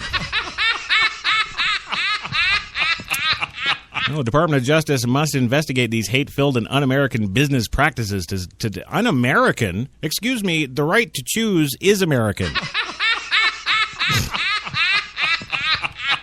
Oh, nice redneck with the cut-off sleeves on his jean jacket? Yes.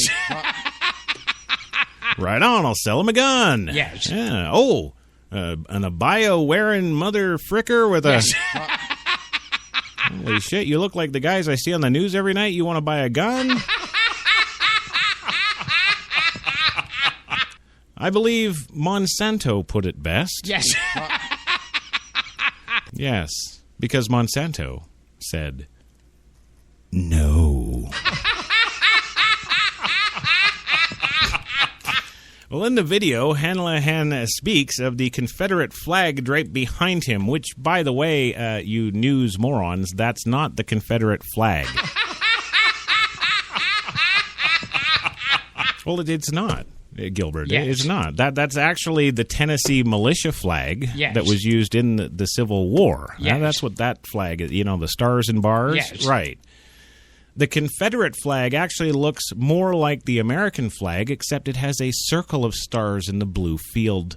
Dumbasses. Anyway, the flag draped behind him, which he said represented the rich heritage of the South. Well, it does, thank you very much. Yes. Uh-huh.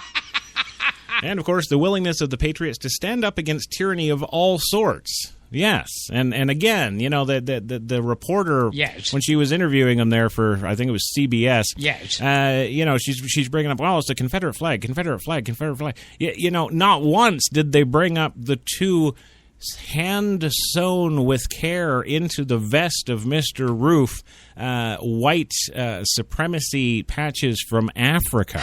No. No, and you know why? Yes. Yes, because we can't change Africa. Yes. Oh, no. Oh, but we can piss all over the Dixie flag. Yes, we can. We can blame the flag, too. It was the flag's fault. Yes. Well, Hanlahan also says racism was on the decline in the U.S. until President Obama took office. Now the leaders of our country are telling you that any time a black man is shot by a white cop, it's because of race. Hanlahan said, don't believe their lies. All righty. Yes. Okay. We won't do that. Absolutely not. Moving on, because I'm way frickin' behind. Yes. Yeah. I'm behind so far. I don't think Louis could calculate his way out of this one at all. No, I don't think so. Yes, so moving on. Big money and ads clash now over the Iran nuclear deal. Yeah, remember that thing that the entire House passed almost unanimously while you were all looking at Pluto? Well, that's right. As the Senate opens a 2-month congressional review of nuclear agreement with Iran on Thursday, opponents of the deal are spending tens of millions of dollars to rally the American public and U.S. lawmakers against it. The American Israel Public Affairs Committee, AIPAC, Citizens of Nuclear-Free Iran, United Against Nuclear Iran, and the Republican Jewish Coalition are among the groups that will spend upwards of $40 million to blast the deal with TV commercials that began airing last Friday. Social media ads and new websites that include alleged flaws in the agreement and contact information for members of Congress. The opponents' effort dwarfs that of the supporters. The liberal Jewish group J Street has raised $2 million so far to promote the deal, and spokesman Alan Eisner, other liberal groups such as MoveOn.org are also mobilizing supporters in favor of the deal, though it's unclear how much money they've raised, and President Obama is using the White House bully pulpit to make his pitch to the American people in support of the accord, which limits Iran's nuclear program for 15 years in return for lifting economic sanctions. Obama is sending 3 members of his cabinet, Secretary of State John Kerry, Energy Secretary Ernest Moniz, and Treasury Secretary Jack Lew to defend the deal at Thursday's hearing. Republicans who hold a majority in the Senate have been vocal critics of the accord, saying that it does not provide ironclad guarantees that Iran won't build a nuclear weapon secretly. Obama has said that he will veto any measure to derail the accord, meaning opponents would need 2/3 majority in the Senate and House to prevail. He sent Defense Secretary Ashton Carter to Jerusalem to pledge U.S. security assistance to Israeli leaders who are strident opponents of the deal. On Monday, the UN Security Council unanimously passed a resolution approving this agreement, which was reached June 14th between the Iran and the 5 permanent members of the Security Council: the U.S., Britain, China, France, and Russia, plus Germany. Security Council, of course, does not preempt a congressional rebuke, says Patrick Dorton, a spokesman for one of the opponents, Citizens for a Nuclear-Free Iran. There's no question that past U.S.-led economic pressure is what brought that country to the negotiating table, he said. And in our view, there's no question that increasing that pressure could potentially improve any agreement with Iran. Citizens for a Nuclear-Free Iran tells visitors to its website, stop a dangerous nuclear deal with Iran and to, quote, urge Congress to demand a better one. The agreement has serious flaws, Dorton said. He cited the 24-day delay Iran can employ if international inspectors want to visit a site where they suspect nuclear activity. 24 days is a perfect window to move everything out.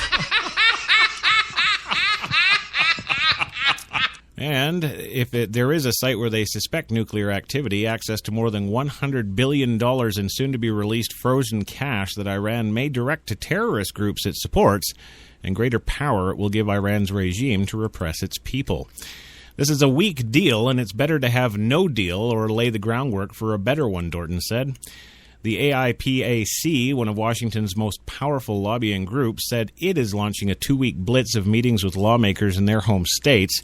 The Republican Jewish coalition is spending heavily on social media ads to convince lawmakers to reject the deal with veto-proof majority, says Mark McNulty, the group's communications director. J Street Elsner said his group can't compete in fundraising, but we can work to make sure the ethnic Jewish community, which we believe is supportive of the deal, is heard. J Street is running ads on cable channels during Sunday talk shows and is bringing Israeli security experts to Washington to promote the agreement to members of Congress, he said. While the agreement is imperfect, it does block Iran from becoming a nuclear weapons state, Elsner said. And if the deal collapses, the international coalition behind sanctions will collapse too. And then Iran will be free to keep its stockpiles of nuclear fuel and all of its nuclear equipment and facilities with no dismantling at all, he said. We think everyone benefits from that, and it's the best deal that could be achieved. It's the only deal that's on the table, and it's the only game in town. Well, while they're fighting and dealing with that, of course, yes. Obama is pointing the other way. Look over here. Yes, of course, Obama today announcing he's not satisfied with the progress at VA hospitals for the veterans. Yes. That's right. Like he's never cared for 7 years. But now, all of a sudden, this is a major issue, and it has to be dealt with, America. Yeah. Right? Making a general defense of his foreign and veterans affairs policies, President Obama told the VFW today he is still not satisfied with the performance of VA medical facilities. We're not going to let up, Obama said, as he pledged to continue working to reduce long wait times and backlogs at hospitals that serve veterans. During his speech, Obama also promoted the Iran nuclear agreement. Yeah, there it is. And said the U.S.-led fight against the Islamic State aggression, Iraq and Syria, He also discussed new consumer protection rules for veterans and their families. Yes, oh, good. Why don't you tell them about clipping coupons too, asshole? I'm President Obama, and you could save a lot of money with these coupons. Yes. I have coupons. Well, VFW, our nation endures because citizens like you put on the uniform and serve to keep us free, Obama told the 116th National Convention of the Veterans and Foreign Wars in Pittsburgh. The Obama administration has been criticized for the quality of VA medical facilities, and some of that criticism followed the president to the VFW convention.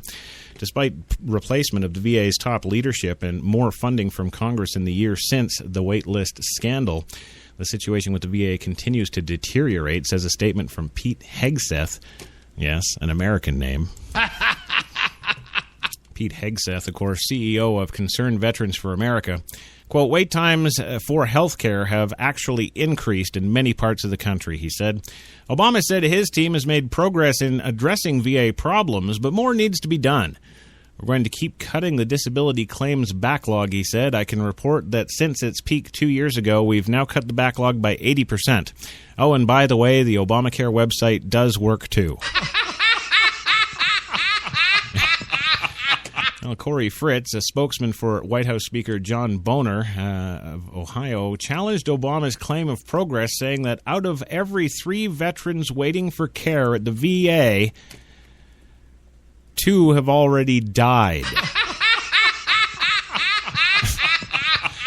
And, of course, President Obama still doesn't have a plan to change anything at the VA. Yes. Well, in discussing veterans' policies overall, Obama also announced new rules to crack down on so-called payday lenders and others who prey on service members and their families. You know, if you took care of your veterans in the first place, asshole, you wouldn't have to worry about payday lenders. Some of the worst abusers, like payday lenders, are exploiting loopholes to trap our troops in a vicious cycle of crushing debt, he said. Yeah. Care to tell us how long you've known about that, too? Well, the president also paid tribute to the 4 Marines and sailor who died after last week's mass shooting in Chattanooga, Tennessee. After the speech, Obama issued a proclamation ordering that flags be flown at half-staff in honor of the shooting victims. In a wide-ranging defense of his foreign policy, Obama promoted the Iran nuclear deal in the face of what he called a lot of shaky information out there. He told VFW members that the agreement announced last week includes inspections to make sure Iran does not develop nuclear weapons and avoids the prospect of another war in the Middle East. And the deal also ensures that with all of those economic sanctions gone, they'll have more than enough money to just go out and buy nuclear warheads. Yes, with this deal, we have a chance to resolve the challenge of Iran trying to get a nuclear weapon peacefully, Obama says. Without it, we risk yet another conflict in the Middle East. Oh, really? You're going to send us back to the Middle East before you're out of your office? Really? Well, inciting the battle against the Islamic State, Obama told the crowd of veterans that we will degrade and ultimately destroy this barbaric terrorist organization. Yes, and ticked off the names of terrorist leaders killed in U.S. military action, including Osama bin Laden. Offering an analysis of his foreign policy approach, Obama said that for too long there had been a mindset where the first instinct when facing a challenge in the world was to send in our military. The results included an expensive war in Iraq. We won't talk about you and your promises to bring all the troops home in 2007 and then 30 days after being inaugurated, increasing that number to 75,000. Dick. Now, the United States must also lead with economic and diplomatic tools, Obama said, adding that we cannot expect our military to bear the entire burden of our national security alone. Everybody has to support our national security. Well, sir, when you fill half the country up with Muslims, we're screwed. Well, the U.S. is saving money from the end of combat operations in Iraq and Afghanistan. Obama also criticized reckless budget cuts that are undermining military strength. He again called on congressional Republicans to end the series of automatic budget cut-downs known as sequestration. It's not the way to keep our armed forces ready, Obama says, or take care of our troops and their families. He's never cared about that before. I'm kind of, I don't know, what's the word? Oh, confused?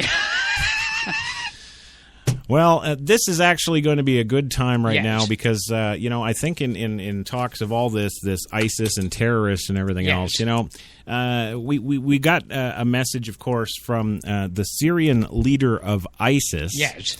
And I guess that explains the Iraqi and Syrian listens that we're getting on the show here. But anyhow, the Syrian leader of ISIS, Mr. Fayez el-Said, well, he actually, great listener to the show, and well, he knew it's Devalon's birthday today, so he's come up and he's prepared a lovely little birthday greeting just for Dev. Yes. Yeah. He's got that for us. So we're going to go to that right now. Now's as good a time as any, as I'm already too late to care. So let's see, where the heck is it? Yes, are we good to go with that? Yeah. Anything? Yes. Okay. She's got it now. So Dev, yes, First Lady of HTLA herself, Devalon Crawford, 26th birthday today, and here is Fayez el-Said, leader of ISIS, with your birthday wish. बहरहाल जैसा मैंने कहा कि जो हराम खाने बता दिए गए, तो बर्थडे का खाना कैसा है, तो मैं आपको बता देता हूँ। खाने के ताल्लुक से जो बात आप जहन में रखे हो ये है, किसी भी खाने के लिए जो चीज़ें ज़रूरी है, उन चीज़ों में से पहली चीज़, 3 चीज़ें। पहली चीज़, जिस माल से खाना खिलाया जा रहा हो वो हलाल हो। दूसरी चीज़, जिस चीज़ की निस्बत से खाना खिलाया जा रहा हो वो निस्बत भी हलाल हो। निस्बत, बर्थडे, मेहंदी की रस्म, साचक की रस्म, निस्बत। खाना चलिए पैसा हलाल है, लेकिन निस्बत। तीसरी चीज जो होना चाहिए वो ये है, जो खिलाया जा रहा हो वो भी हलाल हो। 3 शर्त है, कंडीशन है।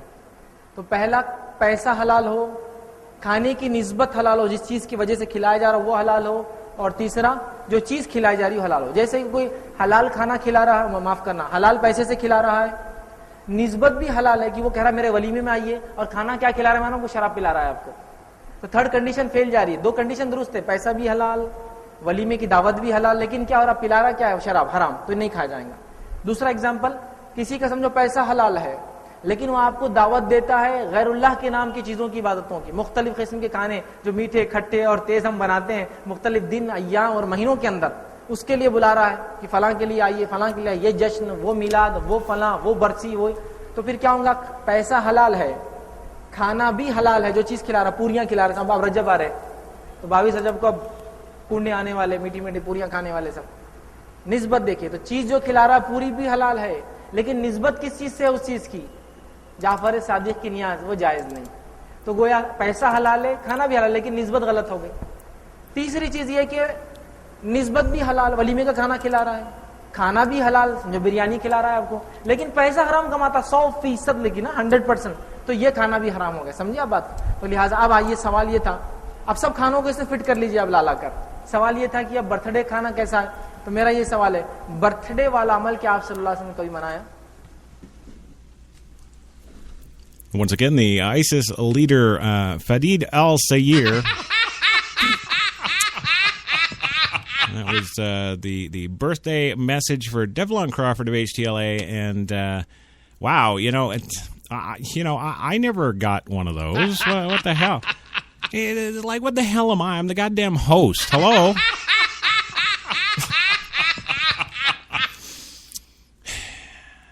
President doesn't even call me. Fucking, really.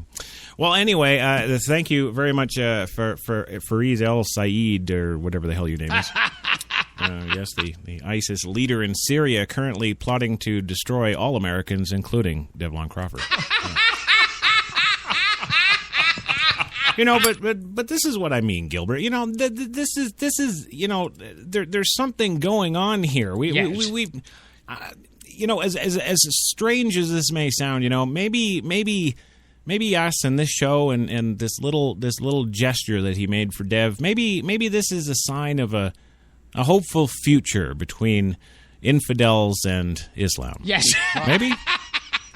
Because that whole, what was it, 5-minute bloody thing? Yes. That's all his birthday greeting for. Yes. that was a nice thing to do. Yes. I mean, he could have just strapped some 6-year-old up with a bomb vest and sent him over. Yes. But he didn't. He's like, oh, well, haka.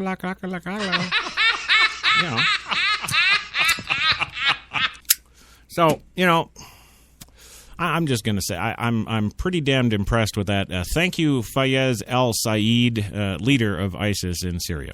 Yeah. That's a really great thing. And, of course, where is it? Oh, shit, I've lost my damn pen.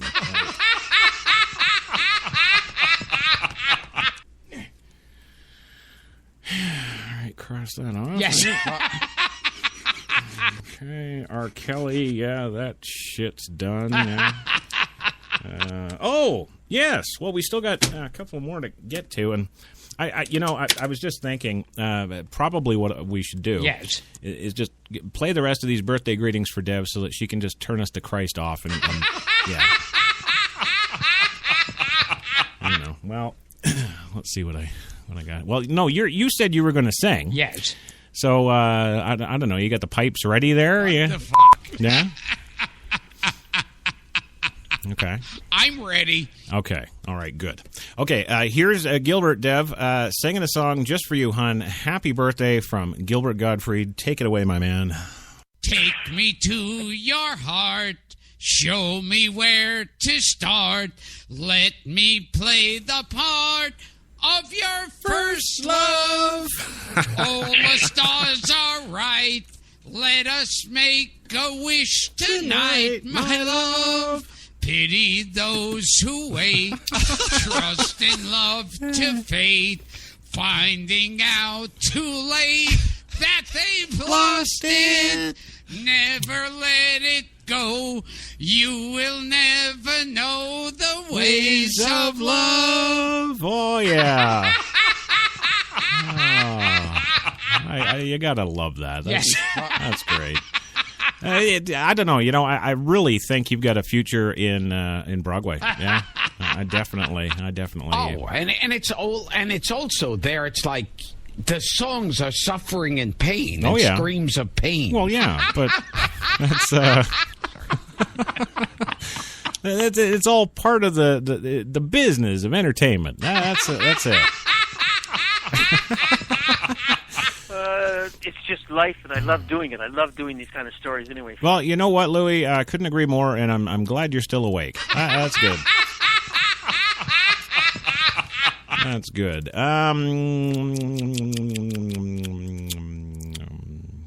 Yes. Well, I've got a lot of stuff to do here.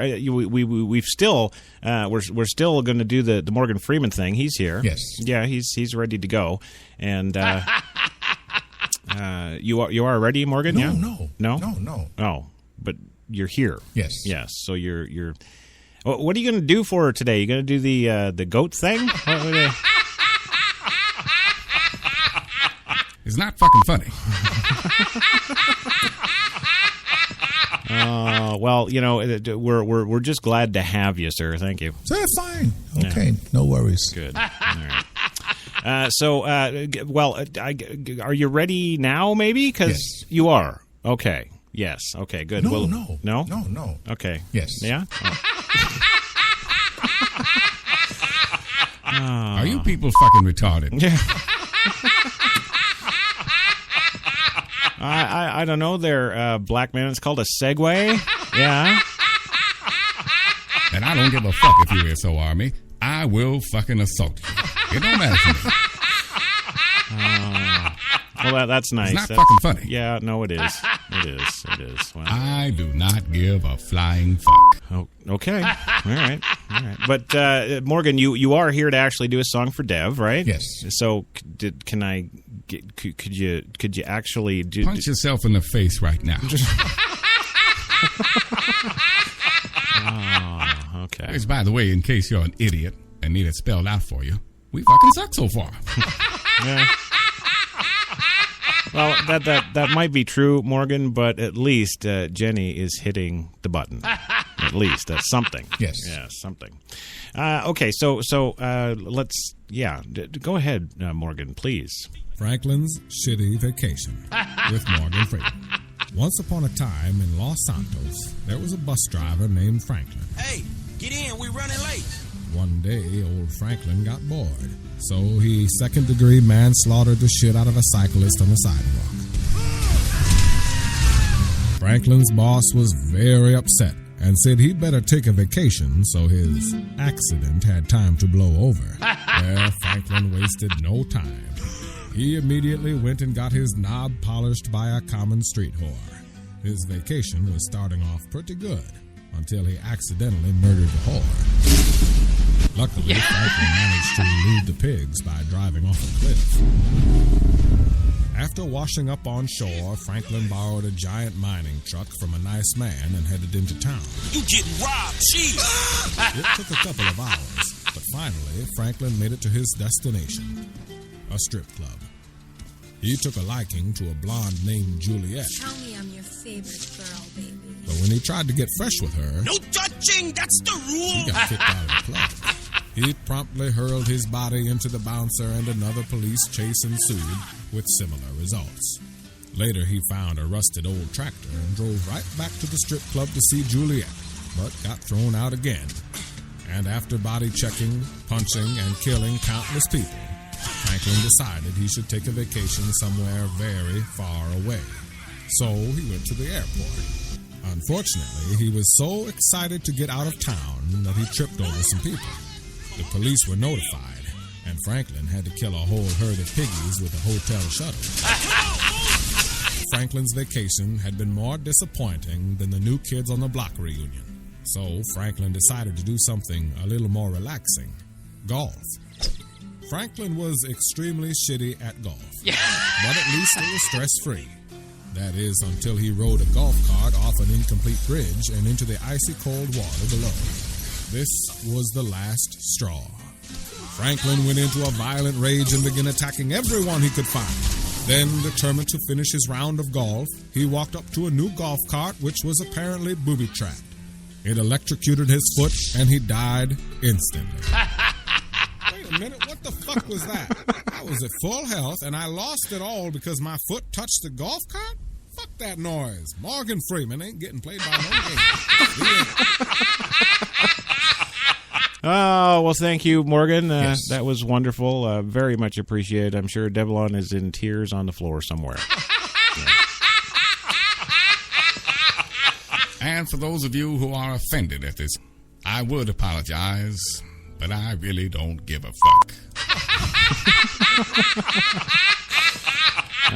Well, my friends, thank you. We appreciate it, and we've got so many more special wishes for Dev today. Yeah, and so we're going to get to those. So, yeah, any parting words for Devalon? Tie yourself down to whatever chair you're sitting in. Yeah. Because this is going to be a rough fucking ride. Oh, well, there he is, the one, the only, Morgan Freeman, come back. Of course, he used to do Coffee and Cigarettes with us on a regular basis there for a couple of weeks. Yes. But we got rid of him because he was just too goddamn abrasive. Yes. But he agreed to come back today to give Devalon a happy birthday and a lick of an ass or something. Right?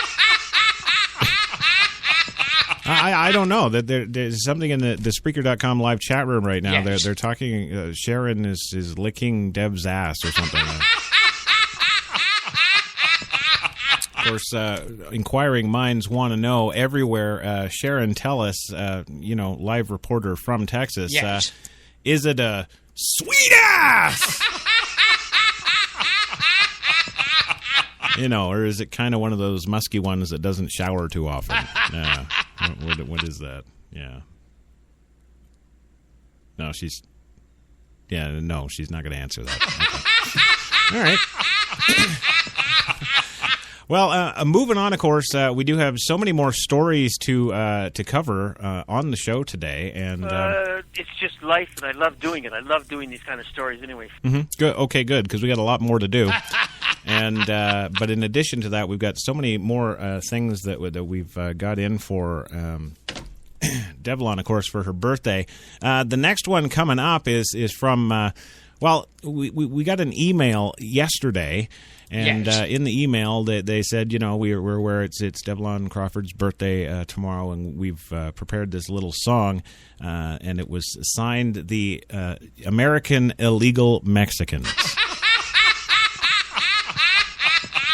Yeah, so I'm only assuming, of course, that would be, I guess, representative of all illegal Mexican Americans. Yes. They have gotten together and they have performed something and send us the MP3, and I just have to. To be honest. Oh, there it is. Okay, yes, we're good to go. Okay, all right. Jenny says we're good to go. So we're good to go on that. So, Dev, here's a little greeting from all of the U.S. illegal Mexicans in this fine country. They've put this together for you. Here it is. Arriba! It's your birthday, we're here to party and sing to you. It's from me. Hope you are Moreno, the whole day through. From the Gulf to the mountains, the city lights and fountains, we hope your birthday's excelente. You are another year older, so perhaps you should be generally awesome. 'Cause today is your day. Hola. You deserve a grand fiesta, and later on siesta, and the best of everything. Hey! Old frickin' lay. There we go. That's, of course, the illegal Mexican Americans in El Mariachi Vive la Birthday. God, maybe we just change the show right around. We'll just spin the hits for Dev. Yes. Yeah. Well, we do have more shows to get to here. Yeah, more shows, dick. So this birthday crap really screws me up. Damn it. Well, thank you very much to all of you illegal Mexicans out there hard at work every day earning dirt. Thank you. Of course, the first lady of HTLA,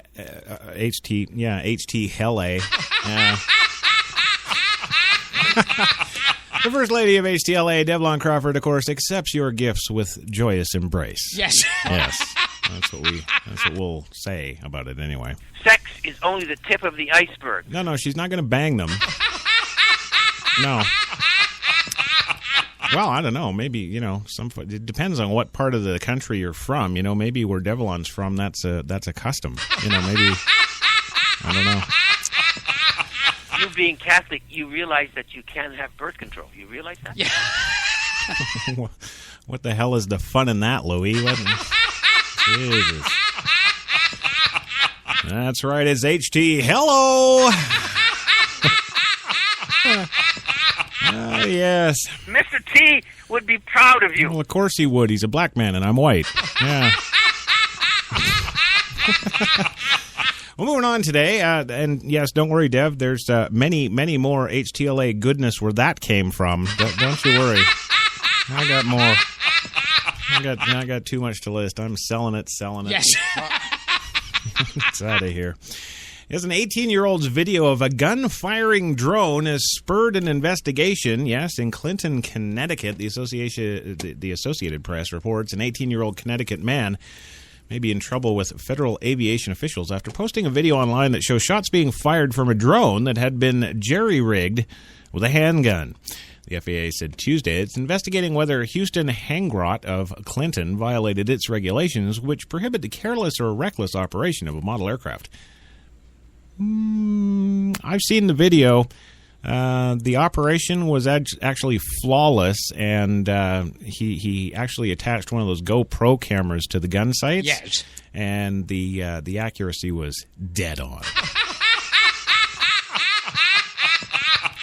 Yeah, so I think FAA, you're probably screwed. Yes.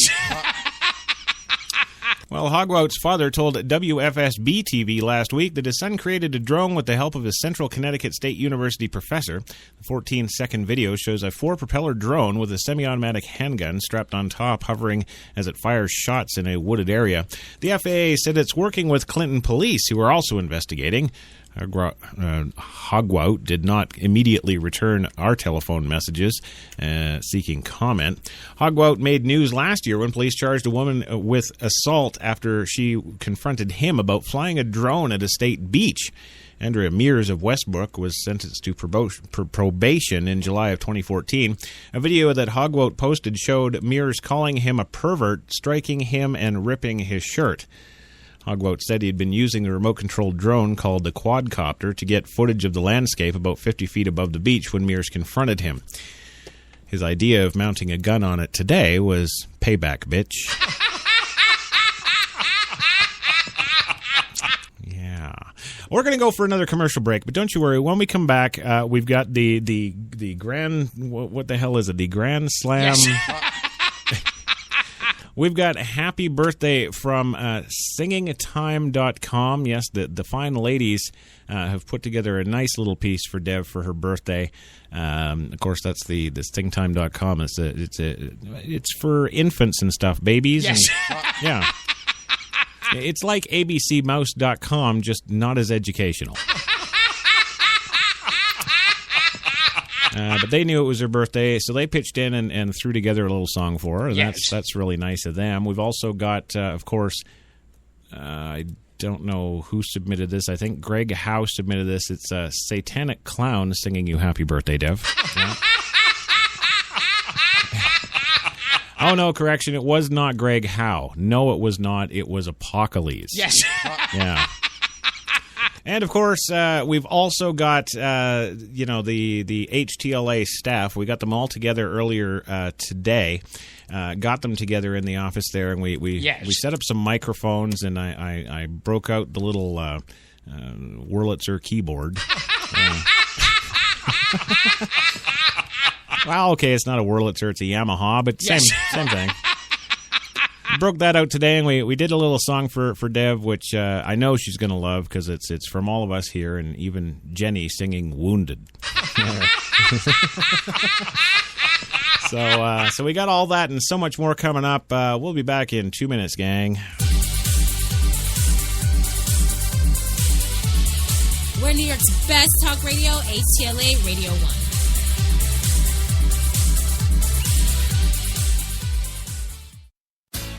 Good morning. Welcome to Tim Hortons Cafe and Bake Shop, where fresh always tastes better. What can I make you this morning? How about our new flatbread breakfast paninis? Made fresh, just for you, with your favorite breakfast ingredients on maple or multigrain flatbread, then grilled to hot, melted perfection. Just $2.99. Who couldn't warm up to that? Tim Hortons Cafe and Bake Shop, where quality really does meet value. When we arrived at our hotel in New York, the porter was so incredibly careless with our bags. And the room they gave us, it was beautiful. A broom closet. But the worst part was the shower. My wife drying herself with the Egyptian cotton towels. Shower curtain defined that whole vacation for her. Don't just visit New York. Visit TripAdvisor New York. With millions of reviews, a visit to TripAdvisor makes any destination better. Let's do a brand new day. Let's step away from the bland and let the color fly. Let's get to the one store with more number one choices and match this or this without using too much of this. Then, let's crack open a can and get to it. Paint? No. Let's do POW. Let's do this. More saving, more doing. That's the power of the Home Depot. Glidden Duo starts at a new lower price of $25.46 a gallon.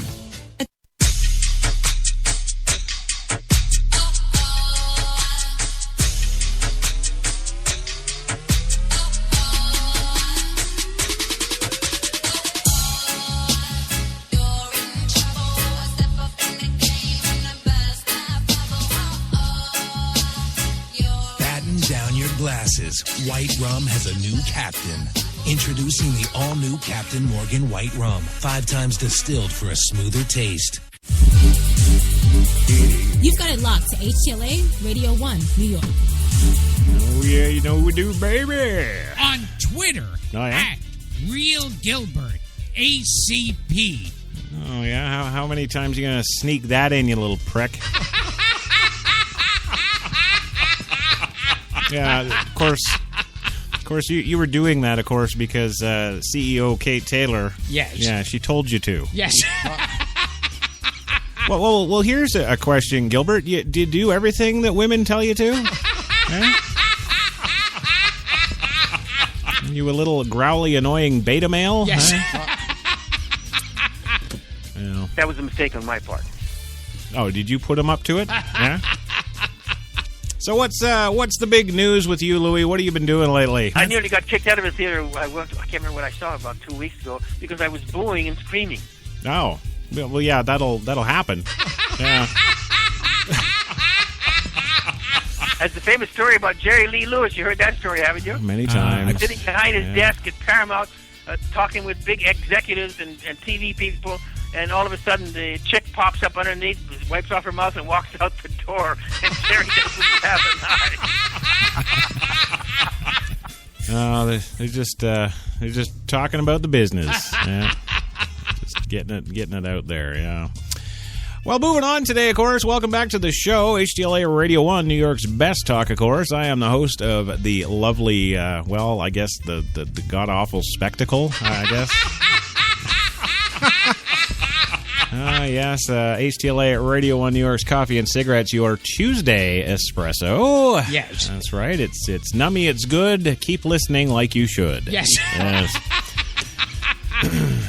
And I think there were complaints about it where I think like they were saying like they were going to censor it or stuff. Oh, yeah. In Britain, saying this is against the laws of nature. Yeah. Yeah. He called me, and he called me. And he kept calling me, and I wouldn't answer the phone. All right. Well, I don't know who you're talking about, but if you're talking about us, you need to answer because that's how we got you on the show. Okay? I've been on enough radio shows to know that in the middle of an answer, the guy is like checking the boards and looking over notes and talking to other people. Yes. See? Now you're impressed. Yeah, not with you. That's I'm doing that. Yeah. That's me. That's me. And I do the work every day. And you don't. And you should bloody apologize.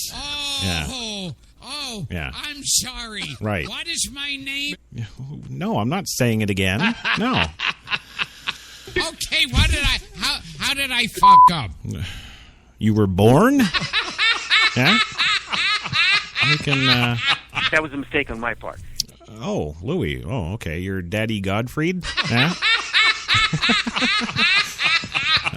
Well, moving on today, of course. Today is a special show, of course, because in addition to, superstar, all-star Gilbert Gottfried, today on the show, of course, we're celebrating an HTLA Radio 1, of course, down here in Studio 2 in Manhattan. We're celebrating Devalon Crawford, yes, the HTLA First Lady of Radio herself. We're celebrating her 26th birthday today. And what? What's so damn funny with you? Like, it's her 26th birthday. And now I have to bring up that piece of trivia that everyone feels like they're telling people that they don't know. Mm-hmm. Yeah, you're going to do the liquid paper again, really?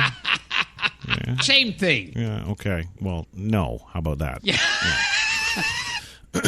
All right. Well, moving along, we've got a lot of stuff to cover still, of course. A lot of stories, not the least of which, of course, is the big news today. Ohio Governor Kasich, of course, jumps into that 2016 race. Well, it's more. Are you going to jump into the race? Come on. That's right. And yes, Columbus, Ohio today, it is official. John Kasich is running for president, becoming the 16th major candidate seeking the GOP's 2016 nomination. And wow, I'm looking forward to the months ahead where we can, announce the 326th major campaign candidate. It's in these desperate times that we have everybody and their uncle coming out to run for president. Everybody. And on Instagram. What? Gilbert Podfried. Podfried. Yeah, you see, it's kind of a pun on the last name. Well, never mind. Yeah, I'm in the middle of the story. You gonna sneak that shit in? Wow, man! Have you no couth? Yes. No, really? Come on. Well, yes, the 16th major candidate, quote, I am here to ask you for your prayers, for your support, for your efforts, because I have decided to run for president, Kasich told about 2,100 supporters today in Columbus, amid cheers of Run, John, Run. Of course, they were talking about the bomb in the garbage can behind him. Yes, Governor Kasich is dead today. Well, the Ohio governor hopes his no-nonsense brand of sometimes moderate politics will gain enough traction in a crowded field to overcome shortfalls in name recognition and fundraising. Well, how about name pronunciation, too? His campaign will tout his leadership in the House of Representatives, especially when Congress balanced its budget and his tenure in Ohio in the state has continued its recovery from the Great Recession of 2008. I do believe that I have skills. I have the experience in the testing which shapes you and prepares you for the most important job in the world, Kasich said. We are going to take the lessons of the heartland and straighten them out to Washington, D.C. No, you're not.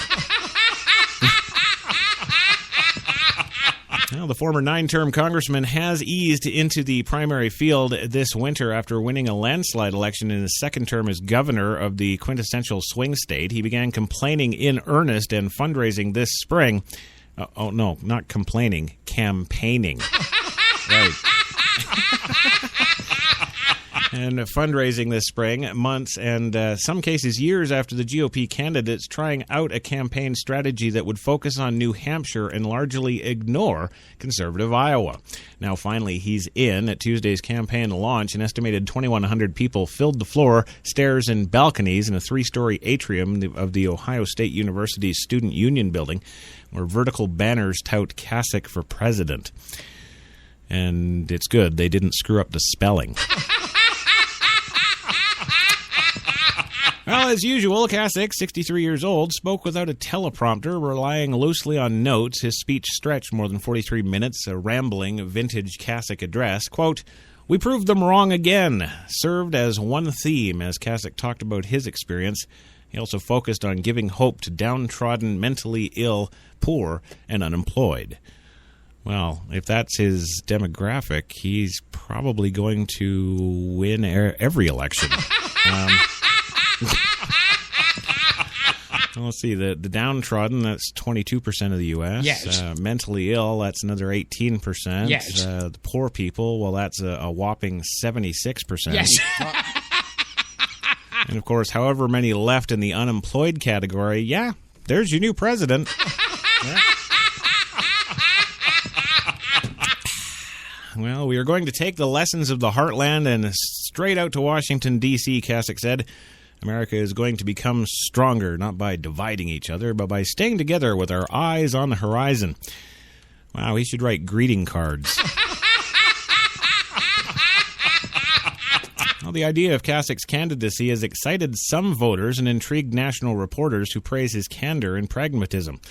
But his White House bid faces significant hurdles. He's entering a GOP field that hasn't stopped growing. He's relatively unknown in many parts of the country. Oh, yeah, because Scott Walker's known everywhere. He's drawing 1% to 2% in the national polls as of today. In fact, he needs a polling boost from his official campaign launch to guarantee he'll qualify for the GOP's first primary debate on August 6th in Ohio. Come on, all he's got to do to jump 10 points is talk about Hillary and her 5 people at coffee. And further to that, all he's got to do to actually get in the lead and win is just mention her Scooby-Doo Mystery Machine van. Bye-bye, Hillary. Yes. Well, the governor has been fundraising since May via an allied nonprofit called New Day for America. Despite the late start, the group has raised $11.5 million through the end of June. Kasich will also start to face pushback nationally for some of the more complicated and controversial elements of his legacy, chief among them Ohio's economic recovery. The state's unemployment rate generally has remained below the national rate, and economists credit the privatized jobs Ohio with attracting new companies. Still, Ohio is yet to recover all the jobs that it lost in the recession. Yeah, who has? Well, Kasich's 2014 re-election victory in 86 out of 88 counties also deserves an asterisk, since the demise of his scandal-ridden opponent held November voter turnout down to 40%, the lowest on record. Still, Kasich's job approval was at 60%. Anytime a politician has a free pass in an election cycle, he's going to do well, says David Pepper, chairman of the Ohio Democratic Party, acknowledging his party's disastrous gubernatorial campaign. And the budget Kasich balanced in Ohio, well, the state has a constitutional requirement to do so. It's a mix that intrigues voters to hear him in person, so he's got a lot of voters to meet. He's focusing his early campaign on winning New Hampshire, a small state with only 10 counties, compared with Iowa's 99. And the New Hampshire campaign may only require him to spend a couple of $1 million, and Kasich routinely compares a win in that state to the takeoff of a jet from an aircraft carrier whack job. Yes, can you get started and then bring in more money the better you do, he mused this spring? Well, to boost his effort, Kasich's campaign has hired John Weaver, the campaign strategist behind John McCain's failed attempt. Yes, New Hampshire winning, Straight Talk Express. He has 5 town halls in New Hampshire this week alone, mimicking John McCain's strategy. Meanwhile, New Day for America has hired ad man Fred Davis, whose memorable campaigns range from the ingenious to the inflammatory. Think Governor Rick Snyder's One Tough Nerd in Michigan. Yes. Oh, and how about Christine O'Donnell's I'm Not a Witch? Yes, of course, the I'm Not a Witch spot, which ran in the 2010 U.S. Senate race in Delaware. Really? I'm not a witch? Yes. Well, between a pre-launch ad campaign and one that launches Tuesday, the group will have spent almost $3 million already running Davis's commercials in New Hampshire, the first major 2016 ad buy in New England. And that's, thanks, Jenny, all the info we have on the Kasich deal. Yeah. But that's okay, because we've got so much more. Yes. Oh, yeah. Yes, we do. And before we get on with that, though, there's something I've been meaning to get to all show. Yes. But, of course, with all this other, well wishes and stuff for Devalon for her birthday. Yes. I've kind of gotten past it, but I'm definitely going to play this. I think I'm going to play this thing on every single show from now on. Oh, yeah. Yes, and no, it's not the Beatles song. It's not. Today is your birthday. Yeah, although we will play that crap too. No, but we're going to take you now to this clip that we were made aware of last night. An anchor woman, a very young anchor woman, 22 years old she is. Yes. She's an anchor woman for a little-known cable television network. Yes. And, she came out yesterday with something on her Twitter. It's a video, and it's viral. Yeah, she's hot. She looks like Jenny McCartney. And, Yeah, she's putting it up, and I gotta say, I am hugely touched, and now think there's actually maybe hope for this country. No, I do, Gilbert, and I'll tell you why. Yes. Well, I'm just going to play it because I can't better the 22-year-old's words. She's got this right down. Here it is, ladies and gentlemen. It's anchor Tomi Lahren talking about some current events. 4 United States Marines are now dead. Climate change didn't kill them. Lack of free community college didn't kill them. The income gap, wage inequality, nope, not those things either. Gay marriage, nope. Oh, white racism, not that either. So what did? President Obama, if you won't say it, I will. Radical Islam. This is not workplace violence. This is not a criminal act with motives unknown. This is terrorism. The suspected shooter, Mohammed Abdulaziz, a devout Muslim. Do I care that he seemed like an all-American young man? Do I care that he was good at mixed martial arts or a smart, quiet guy? Do I care that his high school friends wouldn't classify him as overly religious? No, I don't give a flying you-know-what about any of that. Was he linked to ISIS or Al-Qaeda or Hamas or any of the other 15-plus offshoot terrorist groups? Does it matter? I'm sorry, but radical Islam is becoming the rule, not the exception. Yesterday's moderate is today's terrorist. I care that this SOB killed 4 of our United States Marines, and I care that our commander-in-chief is more concerned with Muslim sensitivity than the honor and sacrifice made by these Marines. Now, this is the 21st time our military men and women have been attacked here at home.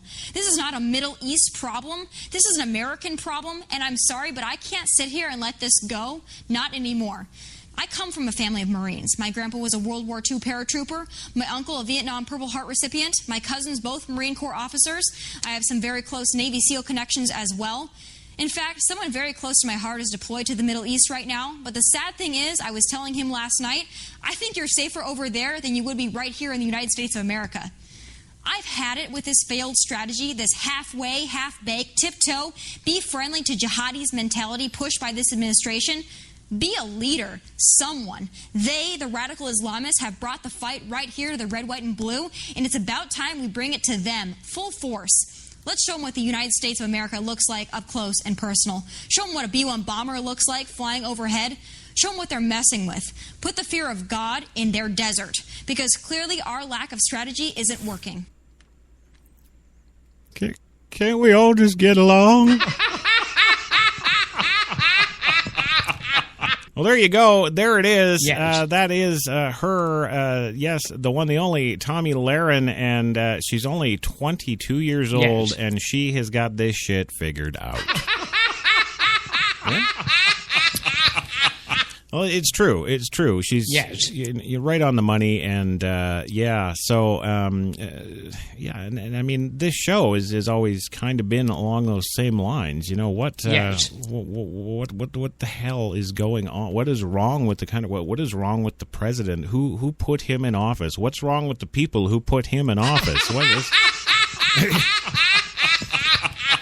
Well, hey, I got to do some shout-outs here, of course, because, well, you know, we're nothing without the listeners. Yes. And, of course, Phil's sister's sweet ass!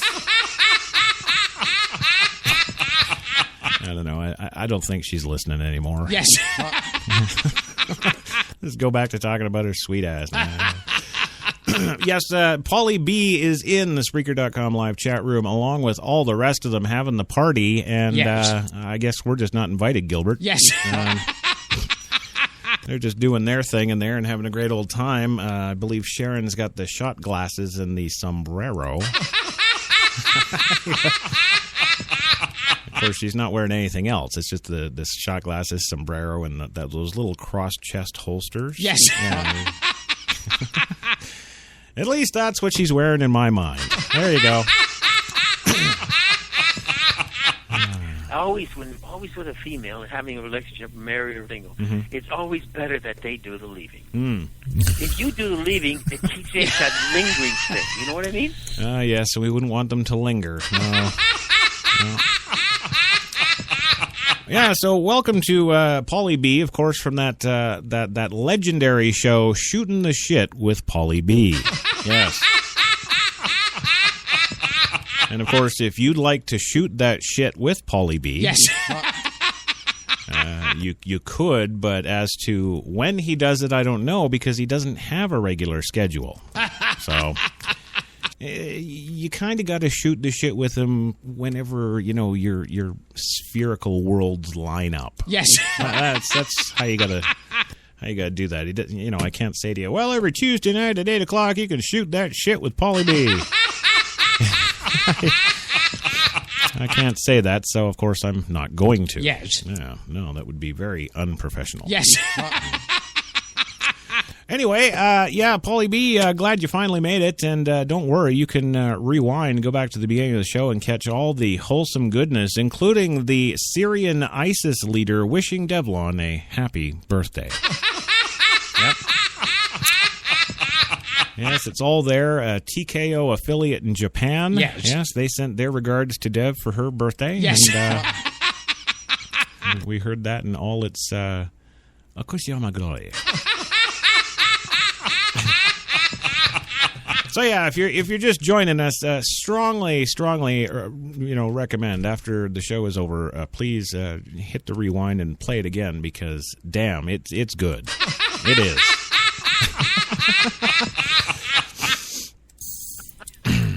You know why, Chris? Because you're such a control freak. You don't want anyone to tell you what to do. No. Really? Is that? Yeah, you think so, huh? No, no, I don't. Well, this just in. Pauly B has informed us now that his show is on Saturday nights at 11 p.m. There we go. You see? You see how I just make people get professional? Yes. You see that? I remember my younger days when I used to do pimping. And that's right, a girl be coming to me all hungry and shit. Yeah, before you know it, I had her up in furs and heels, turning the bitch out. Yeah. Oh my God, he's becoming black. I like it. Do a little rap here too. I ain't do no rap, motherfucker. I'm a pimp.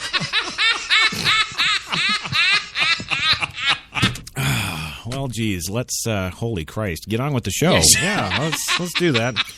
Now, getting back to this list here. Oh, shit, where's my goddamn pen again? All right, we've gone through the Mexican mariachis. Yes. Check. R. Kelly, that was joyous. Yes. Check. We did the leader of ISIS, yes, Faiz al-Said. Yes. Yes, he'd done that. We'd done the TKO Japanese radio birthday wish. Yes.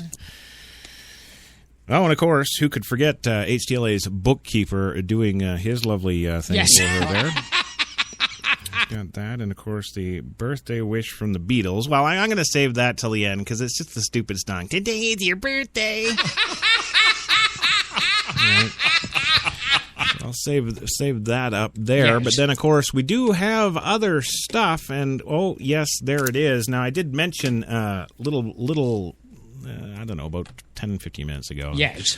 Mentioned the ladies from singingtime.com. Yes, for your infant to get on the computer and start wasting their life early. Yes, they got together and they put together a little song for Dev. So without further ado, here are the ladies from singingtime.com with a special birthday message for Dev. La-di-da-di, happy birthday. La-di-da-di, here's your song. La-di-da-di, happy birthday. Happy birthday all day long. Oh, yeah. Today we will say thank you to friends that we invite. Today it is your birthday through the night. Today it is your birthday all day long. Happy, happy birthday, and here's your birthday song. Today is a special day, it's true. We celebrate the happy day that you became you. Whoa. Happy birthday to you. Happy birthday to you. We celebrate the happy day that you became you. Oh, yeah. Come visit us at singingtime.com. That's right. Come join the little 2-year-old at singingtime.com and stay away, pedophiles.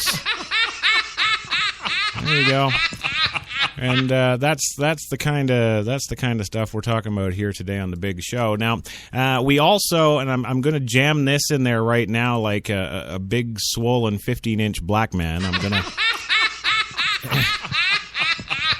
just going to shove it right in there so that we've got another presentation that actually came from the one, the only Apocalypse. Yes, HTLA program, not programming director. Jesus Christ.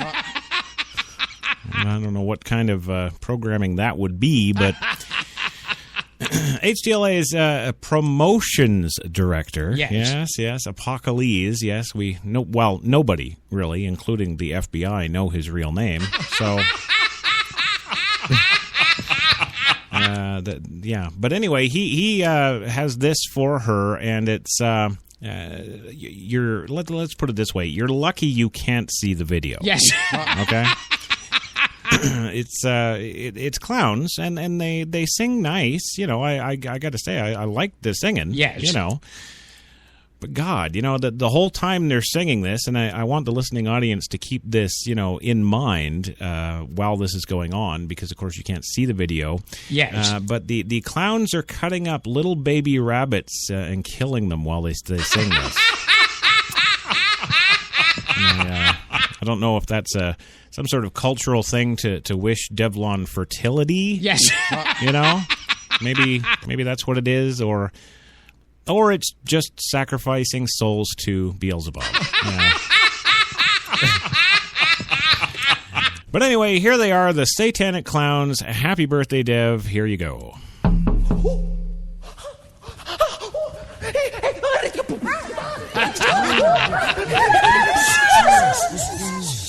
Here we go. Happy birthday to you. Happy birthday. Happy birthday to you. Happy birthday to you. Happy birthday to you. Happy birthday. Happy birthday to you. Come on. Happy birthday to you. Give it up. Happy birthday to you. Happy birthday to you. And many more. Oh, yeah. There we go, yes. Yes, you keep cutting up those little bunny rabbits. Oh, man, you know. See, and some people say, oh, you just put all this stuff together yourself. Yes. It's nice that you think I'm that demented, you know? Man, if I put this stuff together, I don't know, it would be more Broadway. Yes. It'd be more Hollywood. Yes. You know, I'm not going to put together something this sick and disgusting. I'm not going to do that to you, but there it is. So that was the Satanic Bunnies with their happy birthday to Devalon Crawford. Yeah. There you go.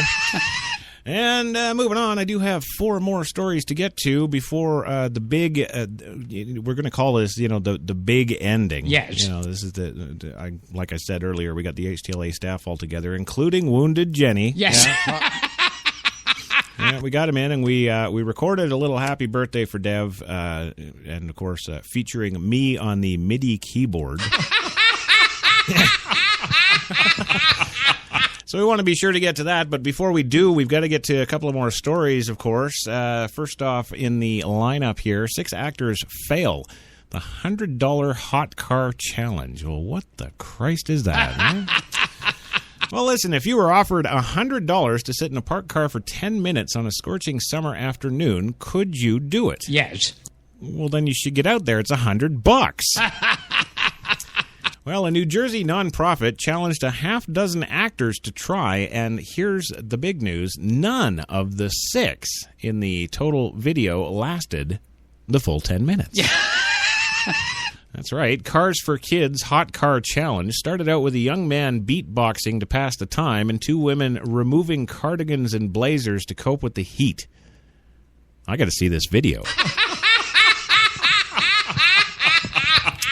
Eventually, they all hit a red easy button to leave the car and get a glass of ice water. One man dumped the water on his head. The video, of course, was filmed at Lakewood, New Jersey on a day when temperatures had been hitting 90 degrees for several days. According to Public Relations Director Wendy Kerwin of Cars for Kids, which accepts car donations and uses proceeds to help ultra-Orthodox Jewish children and their families, it was posted to YouTube on June 29th and has been viewed more than 1.5 million times. See, isn't that great? You just put out a little bit of human suffering and people clamor to it. Well, the participants were actors, but not scripted, she said Tuesday, and the challenge was conducted specifically for the video. Quote, "We encourage anyone and everyone to raise awareness of hot car deaths," says Jeanette Fennell, president and founder of the Kansas City-based kidsandcars.org. But this seems like a publicity stunt. The Better Business Bureau's Wise Giving Alliance said on its website that Cars for Kids does not meet the standards and is misleading people.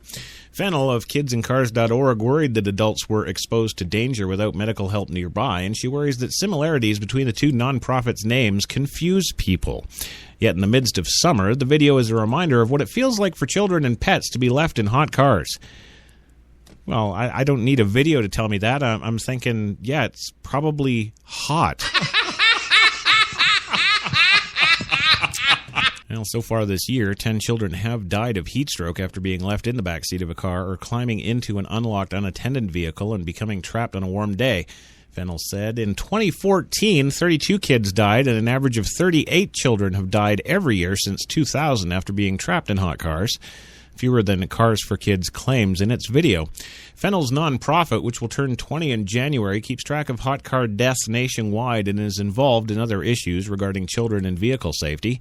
The double-digit hot car deaths include Naraya Raufu, 2 years old, who died Friday after her family returned from a day at Dallas Fair Park and her parents thought all of their 7 children had gone inside the house.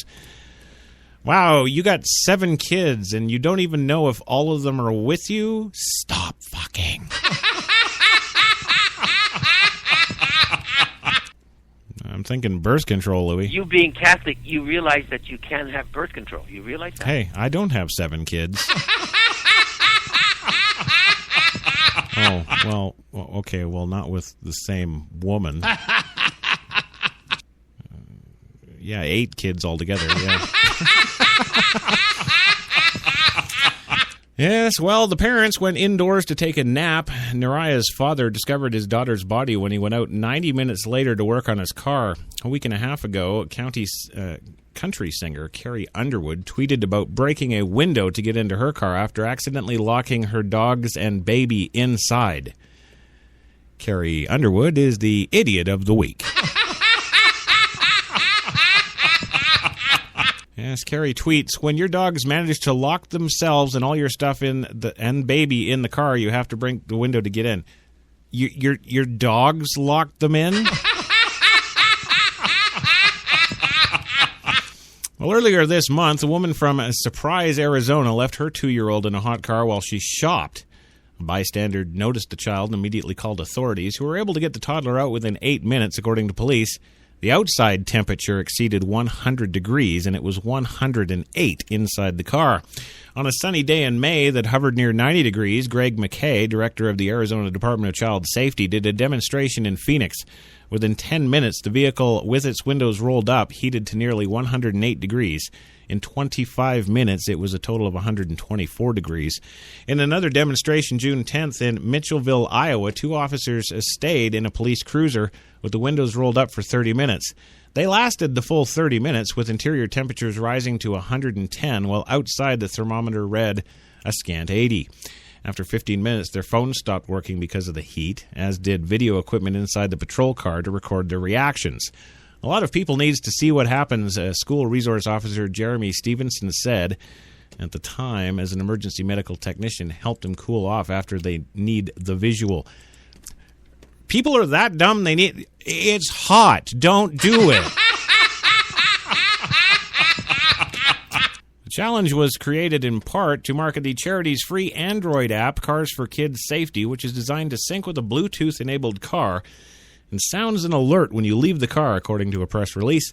Google Play users have given it mixed reviews. Some also suggest more old-fashioned methods that can help prevent hot car deaths, like don't leave anybody in the hot car. Hot car deaths began to climb after the advent of front seat airbags. Officials started recommending that children be placed in back seats because airbags deployed in accidents were harming children and women who sat too close to vehicles' dashboards.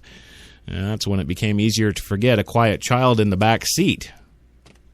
How?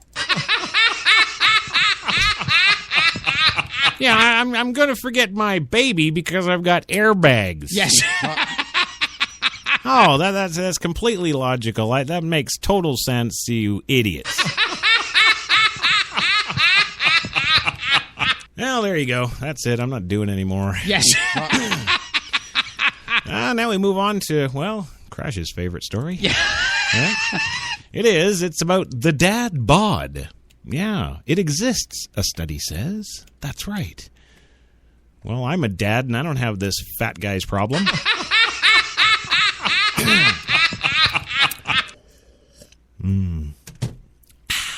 That coffee sigh was brought to you by Tim Hortons, New York City. There you go. Well, the increasingly popular dad bod is more than just a viral trend.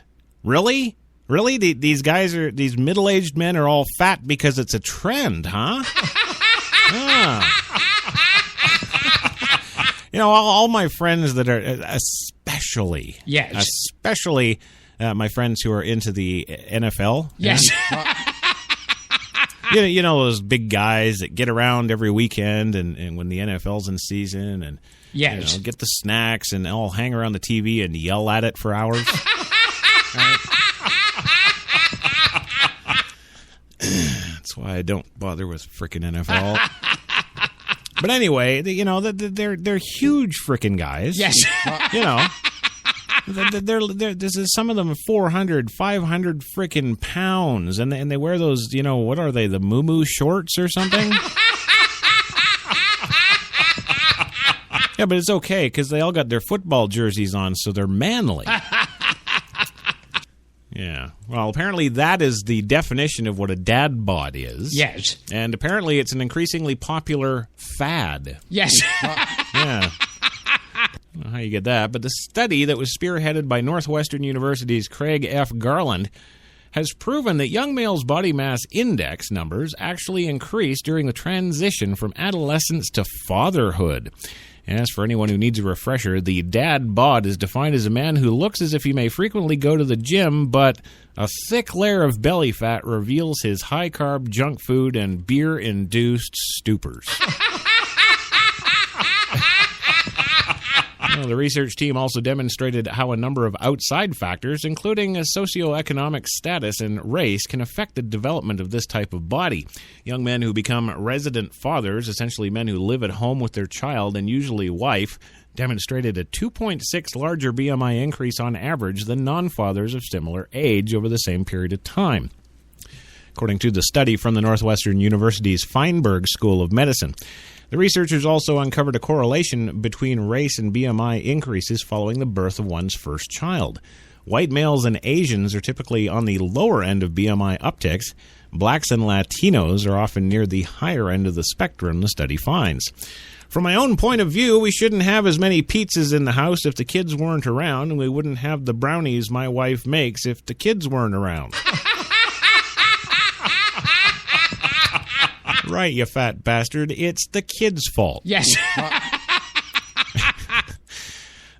Yes, says Garfield, according to Time magazine. Having kids around not only is the food in the house is what is available to you for your meal, but also snacks. It also changes whether you're able to find time to get out and exercise and when you get enough sleep and when you take care of yourself. Non-resident fathers or individuals who do not live with their children also demonstrated variations in their BMI increase. While resident fathers often experience a BMI increase prior to fatherhood, non-resident fathers usually decrease an average of BMI during the same period. However, non-resident fathers, the study claims, are at a higher risk for increased BMI at early fatherhood. That's probably why I'm so thin. I leave all my ex-wives and kids. There you go. See, I'm fit. I just leave them all. Yes. Yeah, I take my truck, my dog, my guitar, and get on down to Texas. Yeah. And moving on today, of course, a hack of connected car raises alarm over driver safety. Yeah, remember all those cars now, Gilbert, coming out with all those computer chips in them? Yes. And, of course, we got the cars that park themselves. Yes. Yeah, well, that same technology is driving families off the road to their death. Yeah, isn't it good? San Francisco, don't send your old clunker off to Retro Mobile to the automotive junkyard just yet. It may be the safest machine on the road. That's right. Crash Jesus' old 56 Ford. Yeah. Well, an article published today, Wired magazine reports on how it engaged 2 hackers to see if they could take control of a Jeep Cherokee from the comfort of their living room, while writer Andy Greenberg sat nervously at the wheel while the SUV cruised the highway at 70 miles an hour. Yes. Well, mission accomplished, gang. Terrifyingly so. The security experts Charlie Miller and Chris Velasic accessed the Jeep's computer brain through its Uconnect infotainment system and rewrote the firmware to plant their malicious code. Once in, the duo began blasting hip-hop through the stereo system. Yes. Turned on the AC to maximum, and ultimately killed the transmission and brakes. Greenberg was unharmed in the demonstration, which took place on the highway in St. Louis, but eventually wound up straddled in a ditch. The experiment highlights a concern that is often not addressed and head-on in the growing excitement over the prospect of roads dominated either by autonomous or heavily driver-assisted vehicles. Yeah, so, you know, that's the next thing. ISIS is going to take over all our cars and smash us all together. Well, if the frequent attacks on a myriad retail and financial institutions tell us anything, it's that there isn't a digitally connected network that's completely safe from hackers. And while it's one thing to have to change credit cards due to a breach, it's another to be trapped in your own car hurtling down the highway when the crippling intrusion happens. Well, a security researcher, Miller, for Twitter, and a former National Security Agency hacker, if consumers don't realize this is an issue, they should, and they should start complaining to car makers right away. This might be the kind of software bug most likely to kill someone, or a lot of someones. Well, Miller and Velasic have been exploring the automobile's growing digital vulnerabilities for a number of years and plan to report most of the details of the hack to the Black Hat Security Conference that begins in Las Vegas August 1st. They'll leave out enough key elements so other hackers won't be able to replicate their mischief, the magazine reports. That's okay. ISIS will. Coincidentally, at Tuesday's Senate Commerce Committee hearing on the Internet of Things, Senators Richard Blumenthal, Edward Markey announced legislation that they would direct the National Highway Traffic Safety Administration and the Federal Trade Commission to establish federal standards to secure our cars and protect drivers' privacy. Well, you know what I say to that? Yes. Slap a V8 in it and get the goddamn computer shit out. We'll go faster, and we'll get there alive. Yes.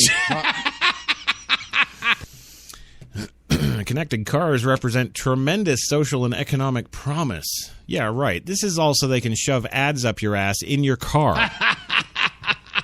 But, of course, in the rush to roll out the next big thing, automakers have left the doors unlocked to would-be cyber criminals. Blumenthal said in a statement this common-sense legislation would ensure that drivers can trust the convenience of wireless technology without having to fear incursions in their safety or privacy by hackers and criminals. Most automakers today offer infotainment systems that leverage a driver's smartphone to connect the internet and entertainment. The idea is to offer consumers easy access to their favorite apps and services while driving. Is that worth dying for? Well, I don't think it is. God damn it, screw you. Yeah. Well, we got some beer news in the news. Yes, and I'm sure we're having a lot of, well, no, we're not having beer at Sharon's house, the drunken... she's chugging the old shots there. Yes. Of course, Milwaukee says PBR us ASAP.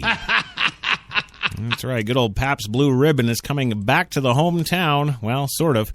You might have thought Brett Favre was coming back to Green Bay. Was that like Brett Favre? No, that's not. No, that's Brock Favors, right? Yes, you might have thought Brett Favre was coming back to Green Bay or something, the way the local press carried on about it. Milwaukee Mayor Tom Barrett held a news conference yesterday to announce the prodigal son coming home to open arms for the first American brewery to produce 1 million barrels of beer in a year and once brewed 15 million barrels in a year. This homecoming is a bit modest. A microbrewery staffed by maybe a half dozen workers in a building that wasn't even part of the original plant. But what the hey, it's PBR, Big Blue, back in Brew City. That's the way it's supposed to be. I love America. Yes, like Favor's induction into the Green Bay Packer Hall of Fame on Saturday night before 67,000 overweight fans. Of course, at Lambeau Field, this whole Pabst thing is a little complicated. Milwaukeeans, Wisconsinites for that matter, are intensively proud of where they come from. I tell anyone who will listen, it's one of the most underrated cities in the country. It's also one of the most defensive. Like Philadelphia and New York, Milwaukee will always be Chicago's overachieving little brother. Almost the entire list of famous people born in Milwaukee, Spencer Tracy, Gene Wilder, Steve Miller, went someplace else to become famous. Milwaukeeans content themselves with the celebrities who don't leave home, like Bo Black, who claims to fame are posing in the 1960s for Playboy with her clothes on. Dating a manager who had 1 gold year for the Milwaukee Brewers. And running Summerfest, one of the country's biggest music festivals, for roughly 68 years. Or Danny Gookie, who earned the day in his honor and parade for finishing 3rd in the 8th season of American Idol. Yes. There was a time Pabst was bigger than even Liberace, if you count his birthplace, the suburb of West Allis.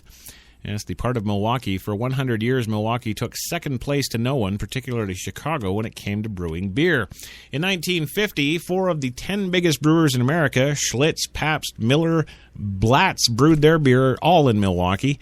In 1980, Pabst's last great year, almost 40% of all the 176.3 million barrels of beer brewed in America came from Schlitz, Miller, and Pabst.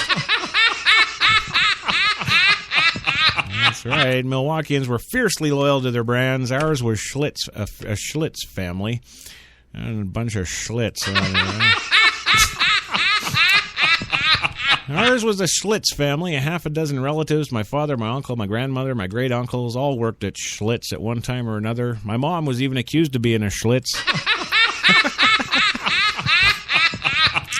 Milwaukee way back then was a Blatz town, and after Blatz was sold, a Pabst town. And with the rollout of Light in the early 70s, Milwaukee became Millertown.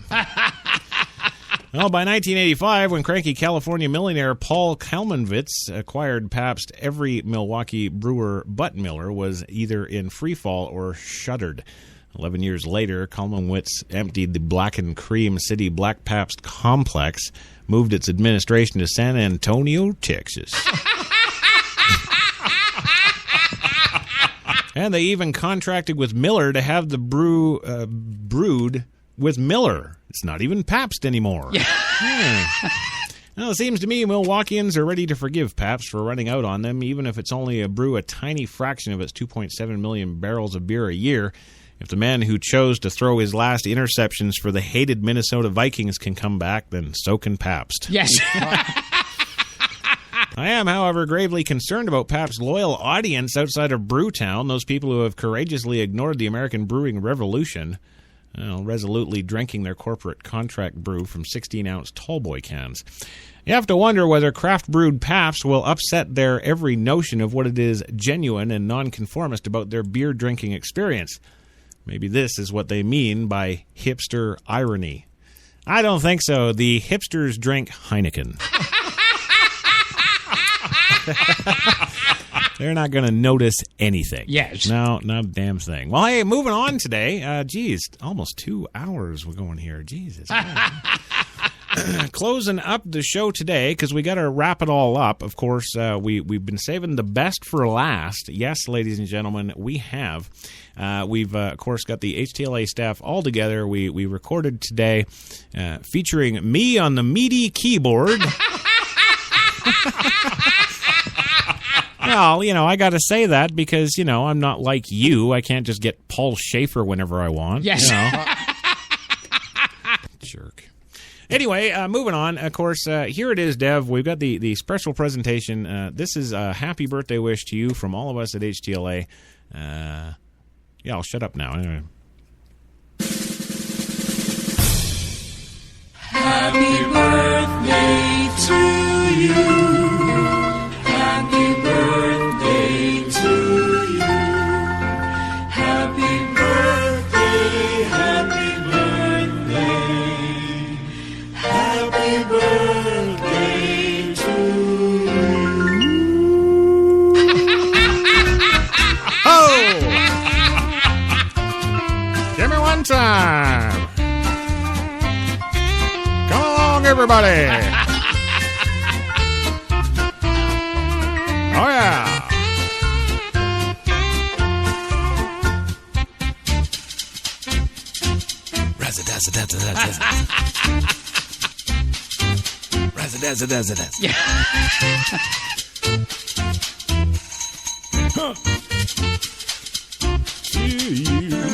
Oh.